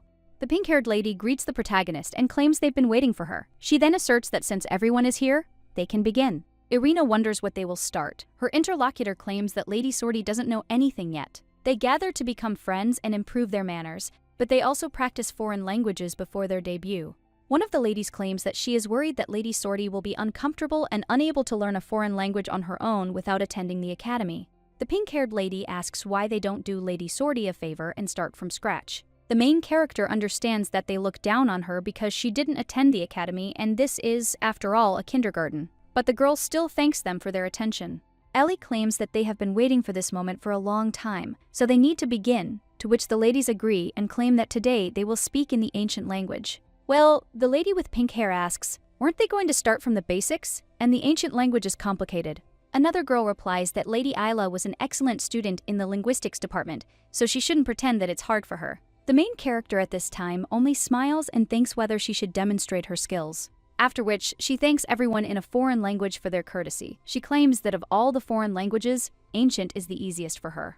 The pink-haired lady claims it's difficult to master, even at the academy, so how did she manage to do it? Irina replies that she learned it on her own while recovering. Along with them, there are 10 other languages, including Northern, Russian, and Attilian. The girl insists this cannot be true. And she cries out how a lady who didn't go to the academy can know 10 languages. At that moment, Ellie covers her mouth and realizes she blurted it out in the heat of the moment. Then, she goes on to say it. She excuses herself to go to the ladies' room for a minute and runs off. Meanwhile, the main character turns to the others and asks them to wait for her too. When the girl leaves the room, she tries to catch up with Mrs. Isla and addresses her several times. The lady with pink hair then turns around and screams, asking why the girl is following her. The main character replies that she wanted to talk to her alone, but her interlocutor asks what they can talk in. Irina claims that she wanted to thank Letty for the kindness shown to her, but her interlocutor asks when she did that. But without finishing her sentence, she immediately stops and asks if Mrs. Sorty is really making fun of her now. The girl replies that of course not, and that it was just her first time there and she really needed help. And also, in fact, because she never left the estate, she has no friends at all. She would really like to befriend Lady Isla. The lady with pink hair thinks how beautiful this girl is and wonders if she will really become her first friend. The main character takes her arm and says yes, and also if the lady doesn't mind. They could have chatted more after the reception. Ellie understands that it would be hard to refuse such a beauty, but she realizes she needs to calm down as this girl is her rival. The pink-haired lady says fine, and if she likes, they can see each other after the reception. Irina thanks her and realizes things are looking up. Well, she also claims that she doesn't know any good places to go, and if the lady doesn't mind, she couldn't choose one herself. A little while later, the main character enters a cafe and asks if this is Lady Isla's favorite place. The pink-haired lady replies that yes, and few people know about it since it's located on the outskirts, but the desserts there are truly delicious. She invites only close people there, and since Lady Irina expressed a desire to become friends with her, she decided to bring her to this cafe. The main character thanks the lady and claims this part is for her. A short time later, the girl is already sampling the desserts. And he says that it is very tasty because, as the lady said, the desserts there are wonderful. At this time, Ellie asks if Lady Irina knows that she is her rival. Many would like to become friends with such a beautiful lady. Well, at that very moment, the girl realizes she's gone too far again. The main character insists that it's okay. She would very much like Lady Isla to become her friend. She also apologizes for disturbing her. At the same moment, one of the workers apologizes to Lady Isla, but claims that the Marquis will return soon and she has not forgotten about dinner with him. The girl looks at her watch and asks if so much time has already passed. She also apologizes to Lady Irina and claims she has to leave first today. The protagonist says she's certainly sorry, but thanks her for finding time for her in such a busy schedule. After which, the pink-haired girl runs away and says goodbye to Irina. After she leaves, the main character understands. It's time to meet the master of the Dark Guild. The girl approaches the waiter and asks if he could give her a menu. The guy hands it over and the girl realizes that in the original, it was the best information guild. With her master as her assistant, she'll be able to learn about Duke Sorty, but to meet the guild master, she needs to solve a problem, but she's given 1 minute to solve it. The main character understands that this is it, and asks if he will pass something on to the master. After all, she will answer this question. The blonde is in his office at this time. He slams his hand on the table and claims that this is just another useless scribble. The guy also wants to know when the information he needs will be available. At that very moment, someone knocks on the door and claims it's him. The blonde asks what happened because he is so out of breath, but the young man claims that just one lady was able to answer that question. The guy asks what she answered, after which the guy talks about it. And she claims that she also said that the answer to this question does not depend on her, but on Mr. Halcyon. The butler also claims to send her back, but the blonde man tells him to bring the girl to him. The butler asks what he's talking about, and the guy repeats again that he should bring the lady to him, to which he agrees. The blonde understands that finally a person has been found who has experienced all the charm of a happy imagination. He also begins to imagine who she is. At that very moment, the door to the room opens, and when a man sees a lady, he wonders if she is the very same precious daughter of the Duke of Sorty. The girl asks if he really knows her. The guy replies that, of course, the mysterious lady is the Information Guild's main target, but he never imagined she'd answer that question. The main character, Vatava, suggests they talk about it later. He also approaches Halcyon Sphinx and offers to make a deal with her. The guy then claims that he thought he had finally found someone he could talk to and that he was not interested in that. The main character asks if he is not at all interested in what information she can provide. The guy replies that for the master of such a guild, this doesn't matter at all, hey, the girl is interested. Is this really true even if the information is about his brother? The girl comes closer and claims his name is Myron Sphinx, and he's 13 years old. This special ability is to see the future, and it is passed down through the Sphinx family. At the same moment, a dagger is presented to the girl's neck, and the blondes ask how she found out about it. The girl tells him to put the knife away and asks if he is really going to hurt the Duke's daughter. But the guy only tells her to answer where she found out about this or to plunge into eternal sleep there. The main character asks if even if she is the only one who knows where his brother is, The young man asks why he should believe her. Irina claims her brother was kidnapped and is now in the northern village of Osiria. He has lost his memory and is unable to return. Therefore, he should save him as soon as possible before the slave traders find out about him. At this time, the blonde asks what she wants for this information. The girl replies that everything is very simple. After all, she wants him to give her a full report on Duke Sordia. Halcyon asks if all this is really for such a simple deal. Well, the main character says that no matter what, she needs him to steal the Archbishop's rosary from the capital's central shrine. At this point, one of the servants asks the master what it is. The Archduke replies that these are gifts, and the guy asks who there are so many for. The brunette asks, "Can't you see that this is all for a marriage proposal?" The butler immediately cries out what the gentleman just said, and shouldn't he first find out about the lady's tastes? To which the guy replies that he did just that. Well, the servant wonders if this is what the gentleman is going to make proposals for, and if gifts shouldn't be beautiful. The brunette tells him not to worry, because he's prepared something like that too. The guy asks what's beautiful, and his master replies that his body, after which his interlocutor cries out what this even means. The Archduke just mounts his horse and says that the servant is so noisy, so he should better load the gifts into the carriage. At this time, someone approaches the Empress and claims that he has prepared a luxurious reward for the Archduke. The woman wonders if he is talking about today's victory ceremony. The man replies that it's something better, and his wife realizes she can't even imagine what he's up to next. She's also wondering what kind of child this is. But he understands that this gives him access to the Akashic records, a divine power passed down from generation to generation. It connects the mind with the library of knowledge that forms the world. By entering it with the soul and leaving the body in reality, one can discover all the knowledge of the world. But there is one requirement, and in order to receive this power, a person must be spiritually pure and his mind must be completely empty so that he can perceive this vast knowledge.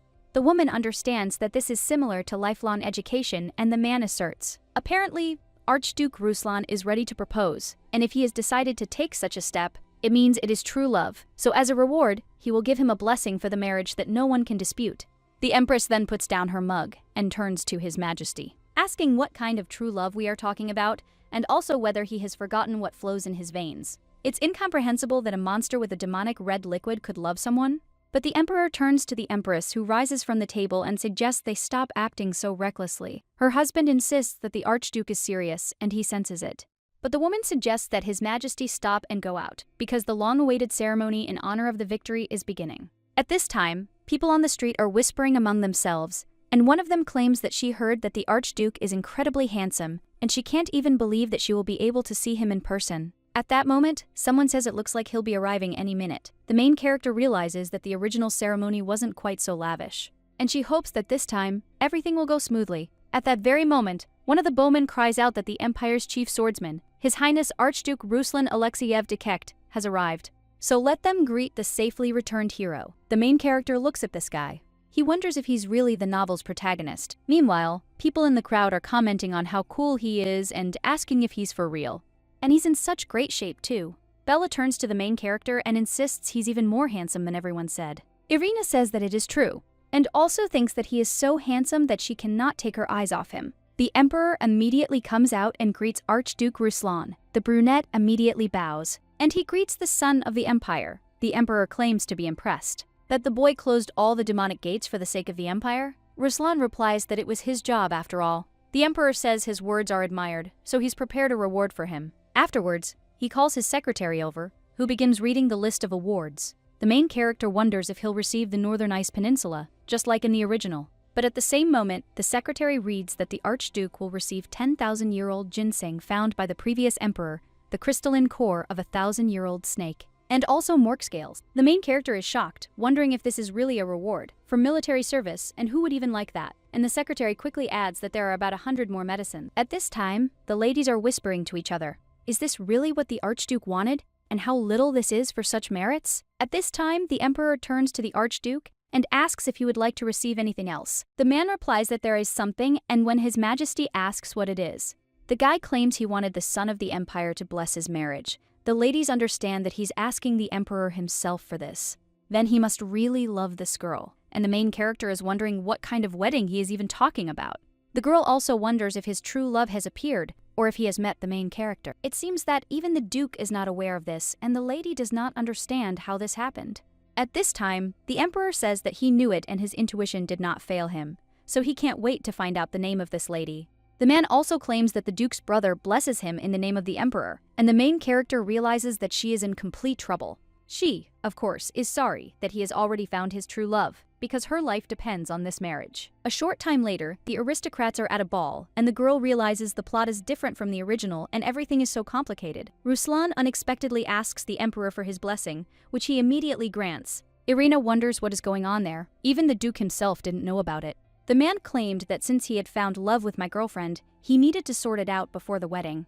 Irina wonders if she really should seduce Ruslan. At that moment, someone announces that His Majesty the Emperor, Her Majesty the Empress, and His Highness Archduke Ruslan has arrived. The main character looks at the Archduke. She realizes that he is much more handsome than she imagined while reading the novel, and that he has a great body. But then, the lady realizes that she has the feeling that he is watching her. Or maybe she's just mistaken, but the girl thinks it doesn't look like it. The guy looks at her and smiles. Irina wonders what that smirk is all about, and he's even looking her straight in the eyes. At that very moment, someone says that Irina is incredibly beautiful today. It turns out to be Marcus Eigold, and the girl asks him why he's calling. The man replies that Duke Sorty has done him the honor of dancing with her. The main character wonders if her father really said that, and then he smiles and says it's a great honor for her. Her interlocutor replies that the feeling is mutual, and the girl wonders how that idiot Sorty dares force her to dance with that pervert Igolda.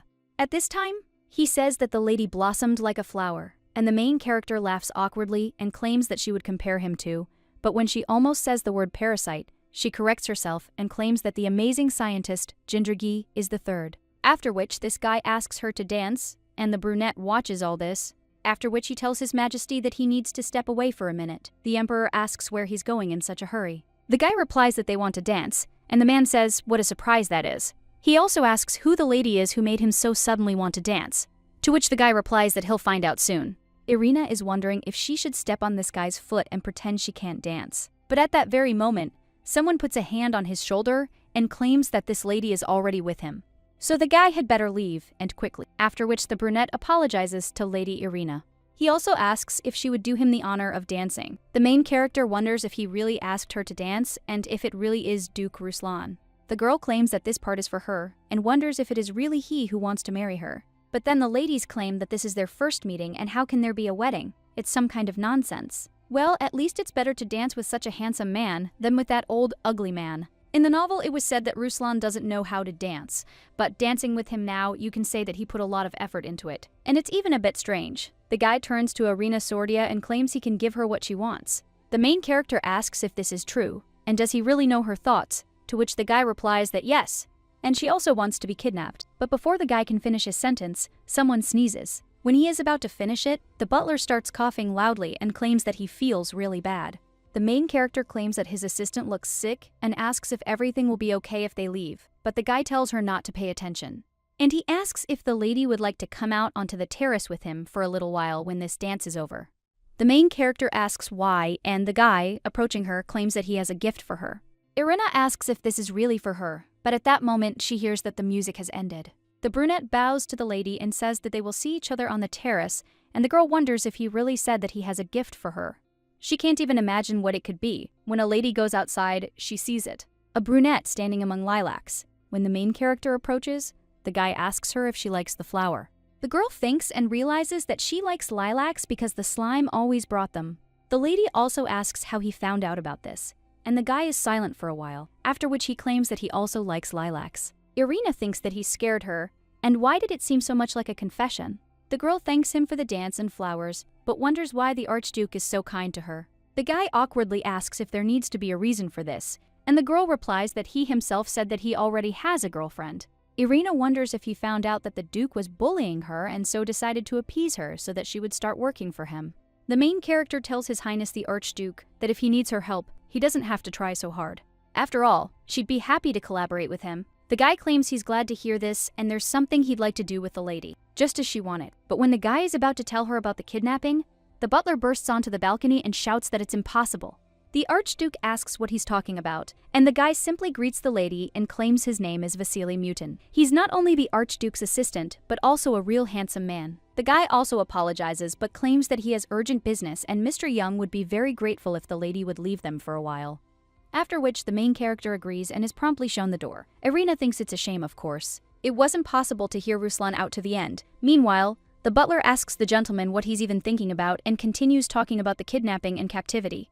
And the guy replies that he's talking about the wedding, but the servant cries out, "Is His Highness really serious? And shouldn't everything proceed gradually? Because if the Duke finds out about this, then war cannot be avoided and he knows what kind of person he is." The guy claims that this is why he wanted to kidnap her at first, but the butler constantly prevents him from doing so. He also asks if it's really necessary to start the weddings after all. The servant once again inquires about the master's situation, but he replies that he'll propose to her tomorrow. The butler is shocked, and then he collapses completely, and also tells His Highness to put him into eternal sleep. The brunette asks why he should do this, and the servant replies that if he really is going to propose to her, it would be better to put him into eternal sleep. But His Highness replies that he won't go back on his word. The boy thinks how stubborn he is and how he can't allow the gentleman to propose to her tomorrow. The butler claims that he does not think that the father's lady is not developing events so quickly. His master asks if this is really so, and the servant replies that this is exactly it and whispers to the master whether it seems so. Why propose when they haven't really communicated yet? It's stupid, because there's no romance there at all. The brunette wonders what the best course of action is then, and the servant wonders if he really succeeded. His master claims that he trained a lot because she said that she liked a man with a good body, and now he's terrified of being rejected. The butler then turns to the gentleman and realizes he's never behaved like that before. He also asks what else the lady likes, but the brunette asks how many times he has to tell her, since she enjoys kidnapping. The servant immediately yells for the master to stop, and he replies that he understands. The servant claims that first of all, it is worth finding out what the lady likes, and let him remember that the proposal is not the first item on the list.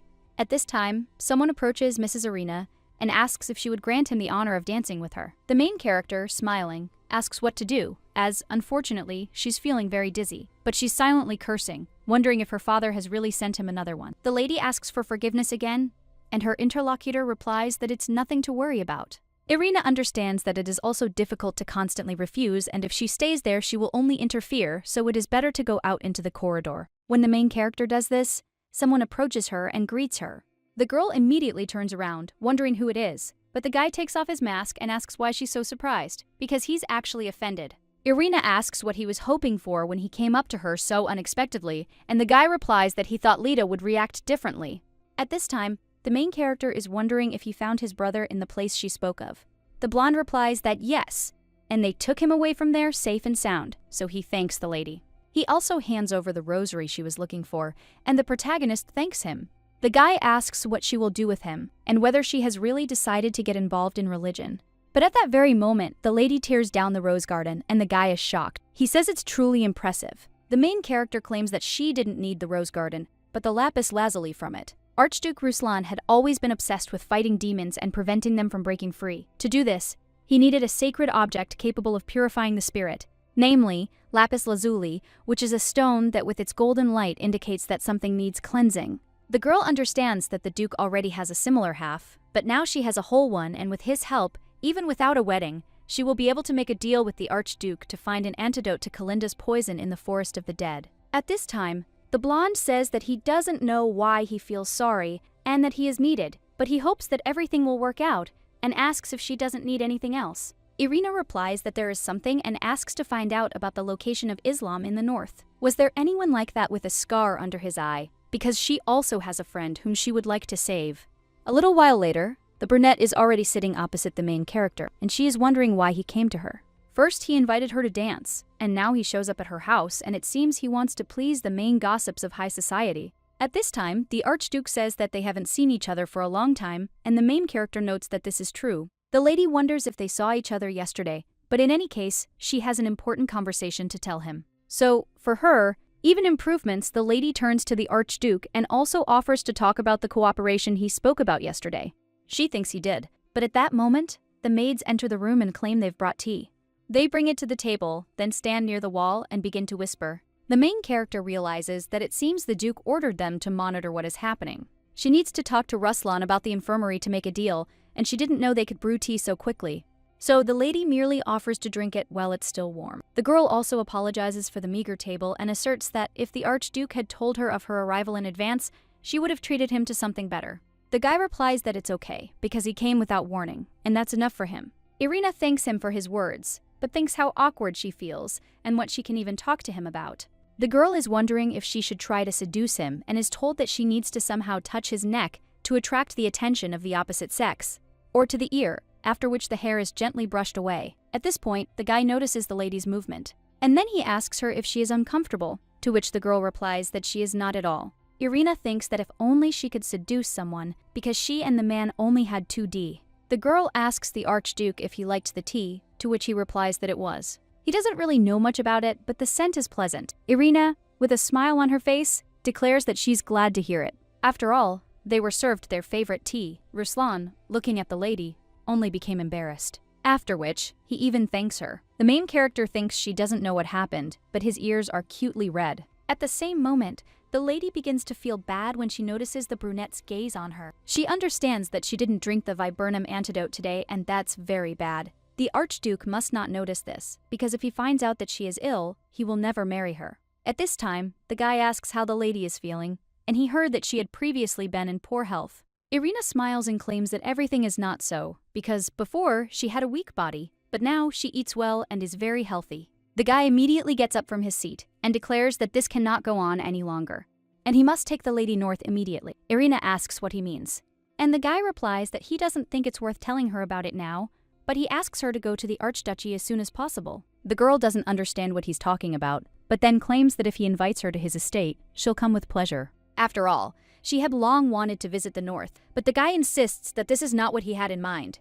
And now, he's proposing to her. He's addressing Lady Irina Sorti. He also tells her to marry him. The girl wonders if she really just received a marriage proposal. And does Ruslan want to marry her? The marriage she'd been seeking for so long has finally happened, and she'll be able to escape the estate. The main character also agrees with the Archduke and proposes marriage. The young man, smiling, says he's glad the lady has agreed. He kisses her hand and declares that he'll immediately order his assistant to head north to announce their marriage. A short time later, one of the knights asks what this means, and whether the Archduke has really decided to marry the Duke of Soradia's daughter. His interlocutor replies that their ancient kinship has been their enemy. Therefore, it seems the world has gone mad. At that very moment, someone shouts out to Vasily and asks what he just said.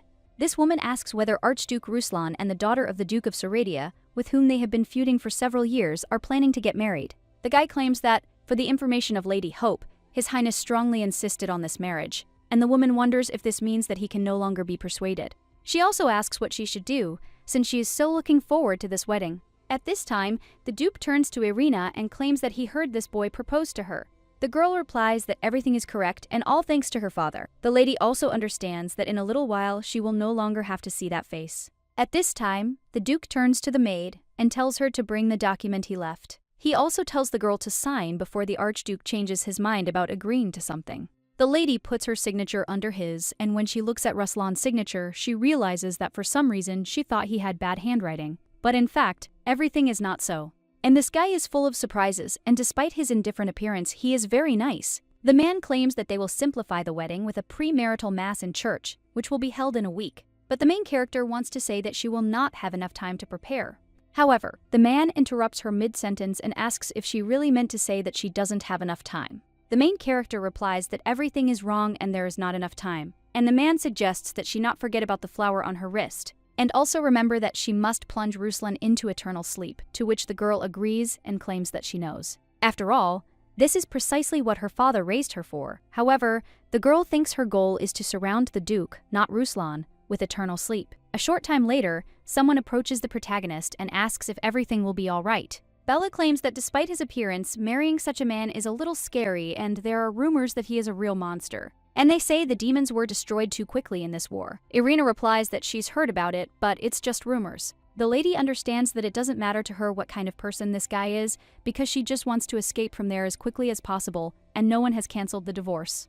The lady with red hair turns to Irina and claims that the Duke said that he would send her with her. He ordered her to make sure the girl drank the poison, and she apologizes for not being able to help her. The main character tells Bella that everything is fine because anyone will notice if she stops singing it, and it could cause her a lot of trouble, which she wouldn't want. Irina also tells Bella not to worry, as she will never have to regret anything again. A short time later, the Empress addresses the Archduke and declares that the day has come when she can officially congratulate him on his wedding. After all, this is a special event, and she could not even imagine what would happen after the victory in the war. Ruslan will also want to marry the Duke of Sordia's daughter. The young man says it's good that Her Majesty already knows about this, The woman is silent for a while after this, and then claims that he can put demons into eternal sleep and conquer continents. Well, there is one thing that cannot be destroyed, and she thinks that he understands what she means. The young man asks if she really means the demonic red liquid that flows through his veins. The woman replies that this is true because this is his only flaw, and the guy's ancestors protected the imperial family for many generations. These were people with a demonic red liquid, and he thinks that the guy knows that this curse fell on their family because of the mistake of one person. Possessed by a humanoid demon, he gave birth to a child, and she knows that if their family does not see the red liquid for a long time, they go crazy. Well, the guy claims that in the end they don't even live to be 40 years old because these demonic forces plunge them into eternal sleep, and they bury their bodies in the forest, where all the previous archdukes ended their lives with their own hands when they felt their death approaching. And only the archduke and the imperial family know about this, but the guy asks why she mentioned this. The woman suggests getting down to business, because if he decides to use this marriage to strengthen his power and side with the duke, the imperial family will never spare him. The boy then tries to contain his laughter and wonders if she's talking about a conspiracy with the Duke of Sordia, after which he seriously asserts that he is not going to shake his hands, but to cut them off. And its purpose is to plunge the Duke of Sordia into eternal sleep, so let Her Majesty not worry and celebrate heartily. The woman insists she'll remember his words, and the guy can go. He says he has her permission to deviate and then turns around. The Empress understands that the Archduke's eyes show he's serious. Meanwhile, people on the street are gossiping, and one of them claims to be shocked by the sudden announcement of the wedding. His interlocutor replies that yes, the Duke must be very sad, because he will still have to part with his daughter, although with such a handsome and stately groom everything will be fine. Someone else claims that this is true, and that he is even more handsome in his dress uniform, and he is even interested in how beautiful Lady Sordi will be. A little while later, the main character's carriage pulls up, and the girl addresses the Archduke. And she also asks if he really came to meet her, because if so, then she is so happy. The guy is embarrassed by this, and the main character turns to the Archduke once again. He says nothing, but at that very moment, Irina's father turns to her and insists that everyone is already waiting, so it's time to go in. She agrees. The brunette insists they'll see each other inside. A short time later, the man is already sitting in the church. The priest turns to the lady and asks if she is ready, to which the girl replies that she is, and also asks the priest to take care of them. The priest claims that at the Duke's request, today's ceremony will be simplified, and says that they should declare their love for each other and also sign wedding vows. But at that very moment, someone bursts into the church and screams for Irina to wait. It turns out that this is the main character's brother, and the girl asks if he shouldn't be at war. The guy replies that he heard the news about her wedding and hurried home as quickly as possible, but he can't believe the lady is getting married in his absence. He also wants to shout something about this marriage, but his father turns to him. He asks if the guy really ended the war so quickly to attend his younger sister's wedding, and he says that this is such a happy day for Irina, so let the young man sit next to him. At this time, the priest proposes to begin the wedding ceremony, and claims that it will take place in the sacred place in the sight of God. Two people want to swear that despite the hardships, they will go through all the difficulties together, and they will remain faithful to each other. He also asks if the groom vows before God to cherish and love his bride for the rest of his life, to which he replies that he swears, and the priest asks whether the bride swears before God to protect and love her groom all her life. Irina understands that now she is in a wedding dress, making vows before God, and it is all so exciting. She replies that she swears and thinks they are truly in love. Meanwhile, the man suggests that they sign a prenuptial agreement. The main character does just that and understands that from this moment on she needs to be on her guard. Now her long-awaited revenge begins. The priest solemnly pronounces them husband and wife. A short time later, Irina's brother insists that since their father is away, he should at least speak with the Archduke. The brunette says that his brother-in-law can speak to him as he pleases, but the lady's brother gets angry and asks what he just called him. Valentine understands that this guy just got married, and already calls him brother-in-law, and what kind of sly fox is this? The blonde claims that he still managed to restrain himself in front of his father, but he had never seen a nobleman get married so quickly in his life. He also cries out that this is of course if the Duke did not threaten his innocent sister. The main character replies that everything is not so, and the brunette claims that they are simply right for each other. But Valentine cries out, "Is this really happening again?" and tells the boy not to call him that, since he's younger than him. The Archduke replies that he and Irina are already married, and asks if that's logical. Well, the young man asks if this is really true, and also suggests that they simply get a divorce. The main character, watching these two, understands that they are about to tear each other apart. After which, she says that her brother is like this because he loves her too much, and also takes him by the hand and offers to go outside for a minute. When the girl takes her brother outside, she asks what's the matter and whether he didn't come to congratulate her. But the guy replies that he wouldn't do anything and asks if the girl doesn't know what kind of man the Archduke is. He thought the girl was being forced into marriage, which is why he came to help her escape. Well, that idiot also said they were right for each other. The main character tries to reassure her brother, but he insists that she should date someone like him. He also does not understand how such an innocent girl can live with such a demon, and the main character wonders how her brother is any different from him. She also tells her brother not to worry and asks if he will come to save her if something happens. The guy replies that of course and asks if the lady really thinks that he will leave her alone. He also hands over a map, claiming he made it in case he couldn't stop her wedding. He's marked secret passages around the Archduchy. If the lady suddenly feels danger, then let her run as fast as she can and he will definitely take her away. Irina realizes that she is even a little touched, after which she thanks her brother. He speaks. Regarding her request for the slime's location, the protagonist wonders if he's actually found the slime, but the guy claims that a soldier patrolling the area told him he saw an unusual slime. And he looked like her boyfriend. The main character then asks her brother to tell her more. The guy claims it was a big blue slime and the soldier said it had wounds on its body. Instead of a red liquid, a liquid similar to water flowed out of it, but the main distinguishing feature is the scar under the eye. Irina understands that the slime also had it and wonders if they really started hunting him. The guy nods and claims that then the forest suddenly caught fire so they had to retreat. The main character asks how this happened, and the guy replies that they also did not understand what caused it. But he has the feeling that someone deliberately caused the fire with the help of magic. Irina asks what about the slime and how he couldn't have escaped with such wounds. The boy claims that given the speed of the flames, his chances of survival are slim, but he was heading toward the Archduke's estate. The main character, shocked, asks where he was headed.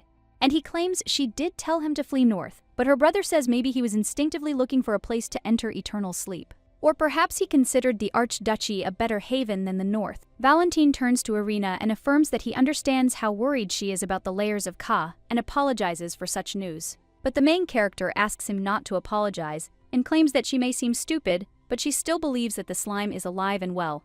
The girl understands that he is special and may have survived the fire. At least, that's what she wants to believe. The blonde insists he was an unusual guy, so maybe he survived. He also asks if she'll continue searching for him, and the main character replies that even that answer is enough. Irina realizes that Halcyon is also looking for him, and maybe he'll give her better news.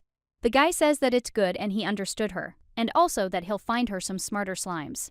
After which the girl just smiles and tells him to stop, and also thanks him, because her brother didn't forget her request. The guy then asks if she thanks him, and she claims that the lady sees that men like her brother are the best. He also asks what about a reward for him, and the main character thinks and realizes that she has something. Since she no longer has any use for this item, she gives it to Valentine. The protagonist hands it to her brother, who asks what it is. Irina replies that this is his reward and understands that the brainwashing from Duke Sortie is very powerful, so this thing can help a little. Valentine asks what she is doing, and the main character replies that it is a very expensive thing, and she guarded it her entire life, after which the guy declares that he promises to keep it safe until he falls into eternal sleep. Valentine also claims that he has something he would like to give her. True, it still needs to be found. The guy promises to get her an antidote, but the main character tells her brother that everything is fine. And she also won't fall into eternal sleep so easily, and adds in her thoughts that it's because she already knows where it is. After this, the young man sighs heavily and says that both then and now his little sister is so naive, and how hard it will be for her to be married to a war demon. The main character asks her brother to stop. After all, she's already married him and wonders how long he'll resist. The young man then says that it's fine, but if the sister wants to get a divorce, then she should just tell him and the brother will decide everything. Irina smiles and says she'll definitely tell him about it. A little while later, they return to the church. Ruslan asks if they're done yet, and the main character replies yes, and thanks him for waiting. Ruslan says it's okay, and he's not against their get-together with his brother-in-law. The guy also approaches Irina and claims that they are now a real married couple. The main character asks if he talks about her as his wife, and the guy replies that yes. And he also asks if it wouldn't be more correct to call her that since they are already married. The brunette asks if he made a mistake in something, and the main character replies that he doesn't answer, it's just a little embarrassing. After which the young man smiles and asserts that he never intended to be a husband in words alone. It is important for him to fulfill his marital duties properly, so the wife can count on him. This makes the main character a little uneasy, wondering if he's talking about marital duty. Valentine immediately cries out, "Is it really possible to allow oneself such conversations in a sacred place?" He also takes his sister by the hand and states that when Irina is ready to go north, he will send a messenger, and now they will go. When the two leave, the brunette only puts his hand on his heart, which is beating very quickly, and he realizes that they are finally married. A little while later, the lady tells the Archduke to wait. Well, the guy just asks if the lady is afraid of him and answers that she is not. And it's just her first time, and she's also completely inexperienced. The guy replies that there's no need to worry about such trifles. After all, he will take care of everything, so let the lady not worry, because as he said, he wants to be her husband, not only on paper. He wants to live up to his wife's expectations as much as possible. Irina asks what he's talking about, after which the guy approaches her and the main character puts her hand on his chest. But at the same moment, she thinks why she is so soft, and at the same moment, the lady sees a slime in front of her. At that very moment, the girl wakes up and screams out what kind of strange dream this is. And why did the slime appear at just that moment? The girl understands that it was such a moving scene. And after the wedding ceremony, she has these dreams every night, though she doesn't mind. A little while later, the maids are running around more quickly, and one of them insists they must finish everything before the Archduke arrives. One of them asks where the new bed linen is, and the other replies that Marie will bring it now. But the maid claims that the new carpet has not yet been delivered and asks what to do. Her interlocutor replies that she will check now, and if the blanket arrives, let them shoot it. The magicians in the castle are also restoring order, and one of the servants claims that the mansion has not been so crowded for a long time. The woman replies that this is true because the Duke even asked the magicians to cast a warming spell on all the walls of the mansion for the lady. This had not happened since her time in service to Archduchess Olga, and now the mansion felt somehow hot. But the butler says that she doesn't seem to like these changes, and after that the woman remains silent for a while.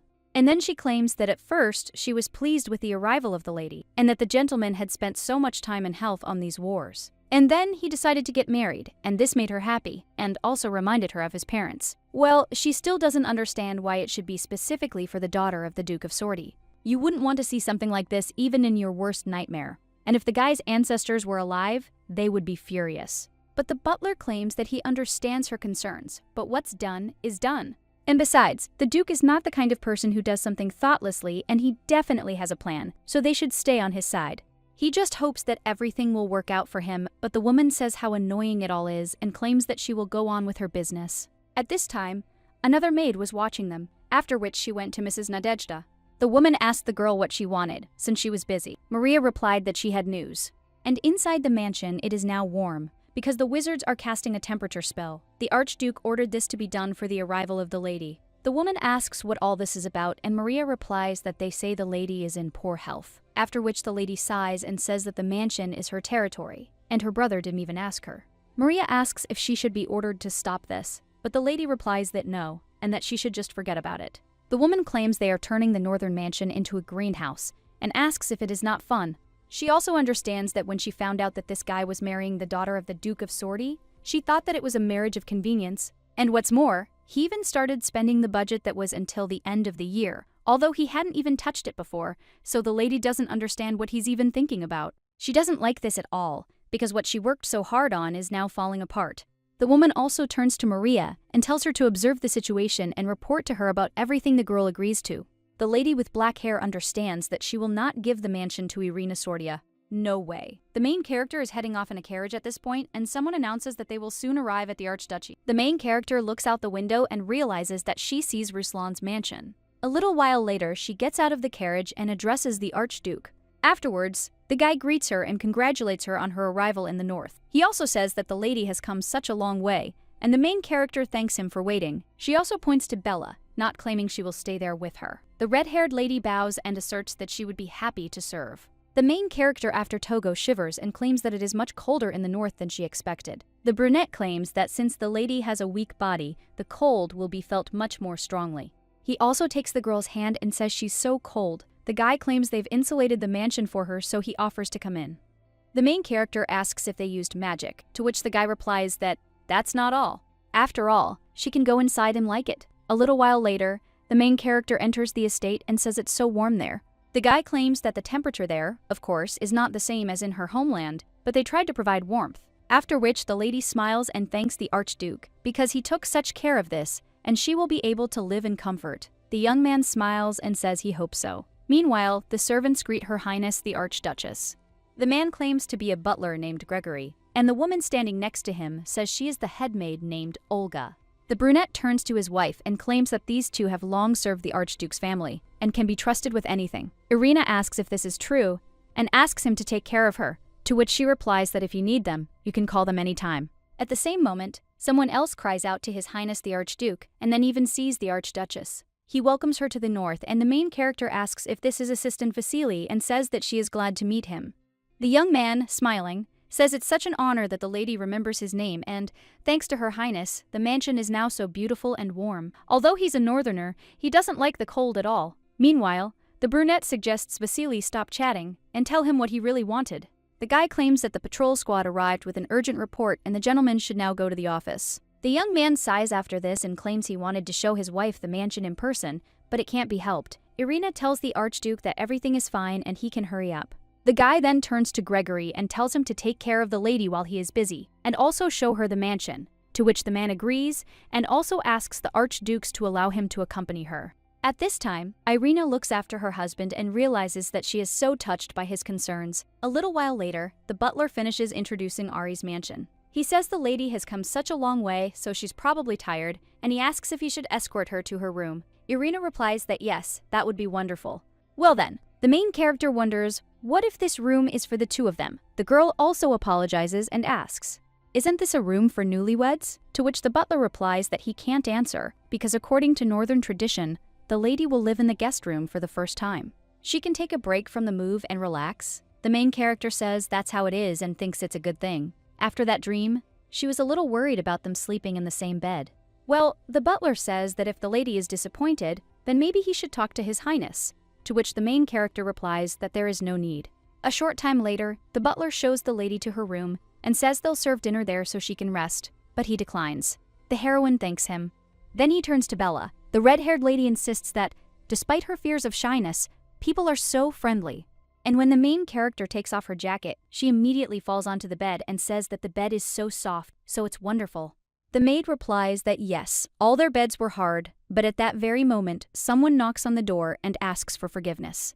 Bella immediately gets out of bed and heads to the door, after which she opens it. The woman who enters the room thanks her and then greets the Archduchess and states that she is the Archduke's younger sister named Nadezhda. Irina says that she is pleased to meet you, and the lady states that she understands that the Archduchess is very tired. Well, she came to tell me something important. The main character asks what she's talking about. The woman replies that this is a very important conversation, so she asks if the maid could leave them for a while, to which she agrees. After which he leaves, and the brunette turns to the lady and claims that she heard that Lady Irina never left the Duchy of Sorty. The girl replies that yes, and that's true, and that although she's better now, she was weak before. The woman claims that she thought that a person like her in the Duchess's place would have to face many difficulties. She took over the duties of her mother, who was the previous Duchess. So she asks how the lady feels about her continuing to play the role of Archduchess. The woman also thinks that Irina Sordia should try to answer. She wonders if the girl really wants to become an Archduchess, but the main character only smiles. And he asks why the lady is so nice. In fact, she was so worried because with her condition she can't work hard yet, and she knows little about the situation here. So how good it is that the lady who led the Archduchy for so long took this upon herself. The girl is only angry about this and wonders if Irina Sordi really became an Archduchess with such a mindset, and how dare she even consider herself part of this family. A short time later, the brunette bursts into a room and begs for forgiveness. A servant turns to his mistress and asks what's going on. The butler wondered if she was looking for him as he was just about to go see her, but the woman merely turned to Vasily and asked if he would leave them alone for a moment. After all, she needs to discuss something important with the Archduke. When the servant leaves, the brunette asks his sister what happened. But the girl only turns to her brother and asks what to do, since she cannot accept the Archduchess. The guy asks what she means, and his sister replies that she thinks she should express herself more precisely. Irina Sordi has no right to manage this house, but the guy is wondering if she now understands what she wants to say. However, the girl asks if he has ever thought about what it would be like to accept the Duke's daughter as the Archduchess of his house. When she first heard the news of his wedding, she thought it was a marriage of convenience so that the Sordi family would no longer send spies. But now, he spends the entire budget on one person and Irina doesn't care about their family, and how can she accept her? And isn't he at all ashamed in front of his parents, who have plunged into eternal sleep? But at the same moment, the guy turns to Nadezhda and claims that he sincerely wanted to marry her. The girl screams, "Is it really Irina Sordi?" And the guy replies that she is now Alexieva. The brunette asks if her brother is serious. The guy replies that she's a sweet, kind, and fragile girl. Therefore, let his sister stop seeing her as only the Duke's daughter, and if she does not change her mind, he'll consider this a rejection of his family. Nadezhda is furious after this and wonders if he really just put this girl above her, but she values their family more than anyone else. After this, the brunette says that okay, they will look, but if she was not mistaken, then this girl will never be able to survive in this house. So let your brother keep that in mind. The main character is lying in bed at this time, wondering when food will be brought because she's so hungry. At the same moment, the lady smells a pleasant smell and hears someone knocking. Irina asks who is there, and the man standing behind the door addresses her as his wife and claims that it is him. The girl opens the door and asks how this is possible because he said that he had a lot of things to do, so she thought that they would not see each other today. The guy replies that no matter how much work he has, he will never make her eat alone. That's why he specifically ordered the food to be served there. The main character is surprised and says that's where the smell was coming from. Irina thanks him and claims she's hungry, and the guy says that's great, then orders the food to be brought in. The maids agree, and the main character in the video thinks they're just like the one Slime brought her. Come to think of it, first there was the lilac and then these dishes, and when she's around the Archduke, she often thinks about the slime. Meanwhile, the brunette tells the maids he'll call them if needed, but for now, let them go out so his wife can eat in comfort. When the maids leave, the guy tells the lady to sit down, and she thanks him, after which the brunette offers to try the dishes. When the main character tries one of the soups, she thinks how delicious it is. Ruslan asks if she likes it, to which the girl replies, yes, and it's very tasty. The brunette claims that if his wife is happy, then he too, the one-headed heroine, thinks that this is so strange because she knows that it is impossible, but Ruslan looks very much like a slime. The guy notices the lady's gaze on him and asks if there's something on his face. Irina immediately replies that she doesn't, and the guy says she was just staring. The main character claims that, in fact, when she looks at him, she remembers her old friend, who was a very smart and sweet child. Back then, only his kindness warmed her, and he's very similar to the Archduke. Ruslan then claims he's glad his soul has reached the ether and promises to be the best husband to his wife. A short time ago, the slime was crawling through the snow and realized he needed to protect Irina, and he would save her at any cost. The guy remembered the lady's kind smile, but at the same moment he felt pain in his wound, after which he finally reached the Archduke's estate, and when he saw the mansion, he felt even more pain and wondered if this was his end. Slime knew that if he had another chance, he would definitely become stronger and protect Irina with all his might. Now the brunette opens his eyes and shudders, after which he sighs and realizes that he had this dream again and he also needs to disappear for a while. A little while later, Bella comes into Irina's room. She apologizes and claims that today the Duke asked her to check whether she was taking poison. Irina says that everything is fine and let her give the poison. When Bella wants to object, the main character claims that she did say that she has nothing to worry about. So let her believe her, after which, the main character knocks out the mug of poison. The lady understands that 4 petals are blooming on her wrist and that she needs to neutralize them before the demon appears. Archduke Ruslan has left the palace to conduct inspections, and this opportunity must be taken advantage of. The main character asks Bella if she can call the head butler, to which the girl agrees. A little while later, the man approaches the lady and asks if she called him, and the main character replies that she did and thanks him for coming. The man insists she doesn't have to address him so respectfully every time, and the main character smiles, saying she's just not used to it yet. The butler asks the lady to address him as she pleases. She agrees, but insists she needs his help. The man asks how he can be of service to his mistress, and the girl replies that since she is now an archduchess, she should pay respect to her ancestors. The man is then surprised and asks if the lady really wants him to take her to the forest, which is a cemetery for her ancestors, to which she replies that she does. The butler then apologizes, but asks if the lady knows what this place is. Irina replies that yes, it is a sacred place for their ancestors. The man says that everything is correct, however, there are a lot of demons there and the Archduke has not destroyed them all yet, so the lady should not go alone in such dangerous places, and if she wants to pay tribute to her ancestors, then she can do that there too. But the lady replies that this is wrong and that danger does not relieve her of her duties as Archduchess. This is an order, so let the butler escort her there. The man understands that on the outside this girl looks very fragile, but inside she is incredibly strong, and of course His Highness did not fall in love with an ordinary girl, but he cannot accompany her there. After which the butler asks for forgiveness from Her Highness, but claims that he cannot take her there because it is too dangerous a place and it is as difficult to enter as it is to exit. To enter it you need a key, and at the moment it belongs to Lady Nadezhda, who is a blood relative of the Archduke. Irina wonders if he's talking about the key. She thought finding the entrance to the forest would be enough, but it wasn't that simple. Well, then she has no choice but to get hold of the key. Irina says she understands and will talk to the lady herself. The brunette sighs, realizing they're even short on money. Her brother spent too much on exorcising demons and then started renovating, and their budget is completely exhausted. At that moment, someone knocks on the lady's door and asks if she can come in for a moment. The woman replies yes. When the maid enters, Nadezhda asks what happened. Maria replies that Her Highness wishes to meet her. The brunette realized she was wondering what the girl wanted from her, and whether she really wanted to take over the household chores, since that was all she needed. Nadezhda told the girl to take her to the living room, since she'd be right there. A short time later, the lady enters the protagonist's room and greets Her Highness. Irina also wishes her good morning, and the brunette inquires about what brought her here so early in the morning. Irina replies that she came to ask her for a favor, and only she can help her with it. The brunette realizes that's what she thought, and now this lady will most likely ask. But before the girl can finish her thought, the protagonist asks for help getting into the forest of the undead. The brunette is surprised and asks why the lady is going there, but the protagonist replies that now that she's entered Ruslan's house, she should pay her respects to her ancestors. The brunette wonders why this is happening, and the main character replies that to get there, she needs the key kept by Lady Hope. The brunette then asks if she really wants to go there and if she knows what kind of place it is. But then the girl smirks and realizes that this is her chance. She claims that on behalf of their family she wants to thank her, and she is sure that her ancestors will be touched by her actions. Irina insists there's nothing wrong with that, and that it's her duty, so let the lady accept her gratitude. The brunette smiles and says no, because she'll be much more grateful later. A little while later, the brunette is already helping the lady open the gates to this forest, and the main character understands that this is where the forest of the living is located, and it is not for nothing that it is described so gloomy. But now the lady thinks she feels even better, and she seems to be walking into the forest of the undead, her soul so calm. The brunette then says she completely forgot, because she still has things to do. She's also afraid the lady will have to go alone. The main character just smiles and says that everything is fine, because she can handle it herself so the lady can go, but the brunette asks if everything will be all right.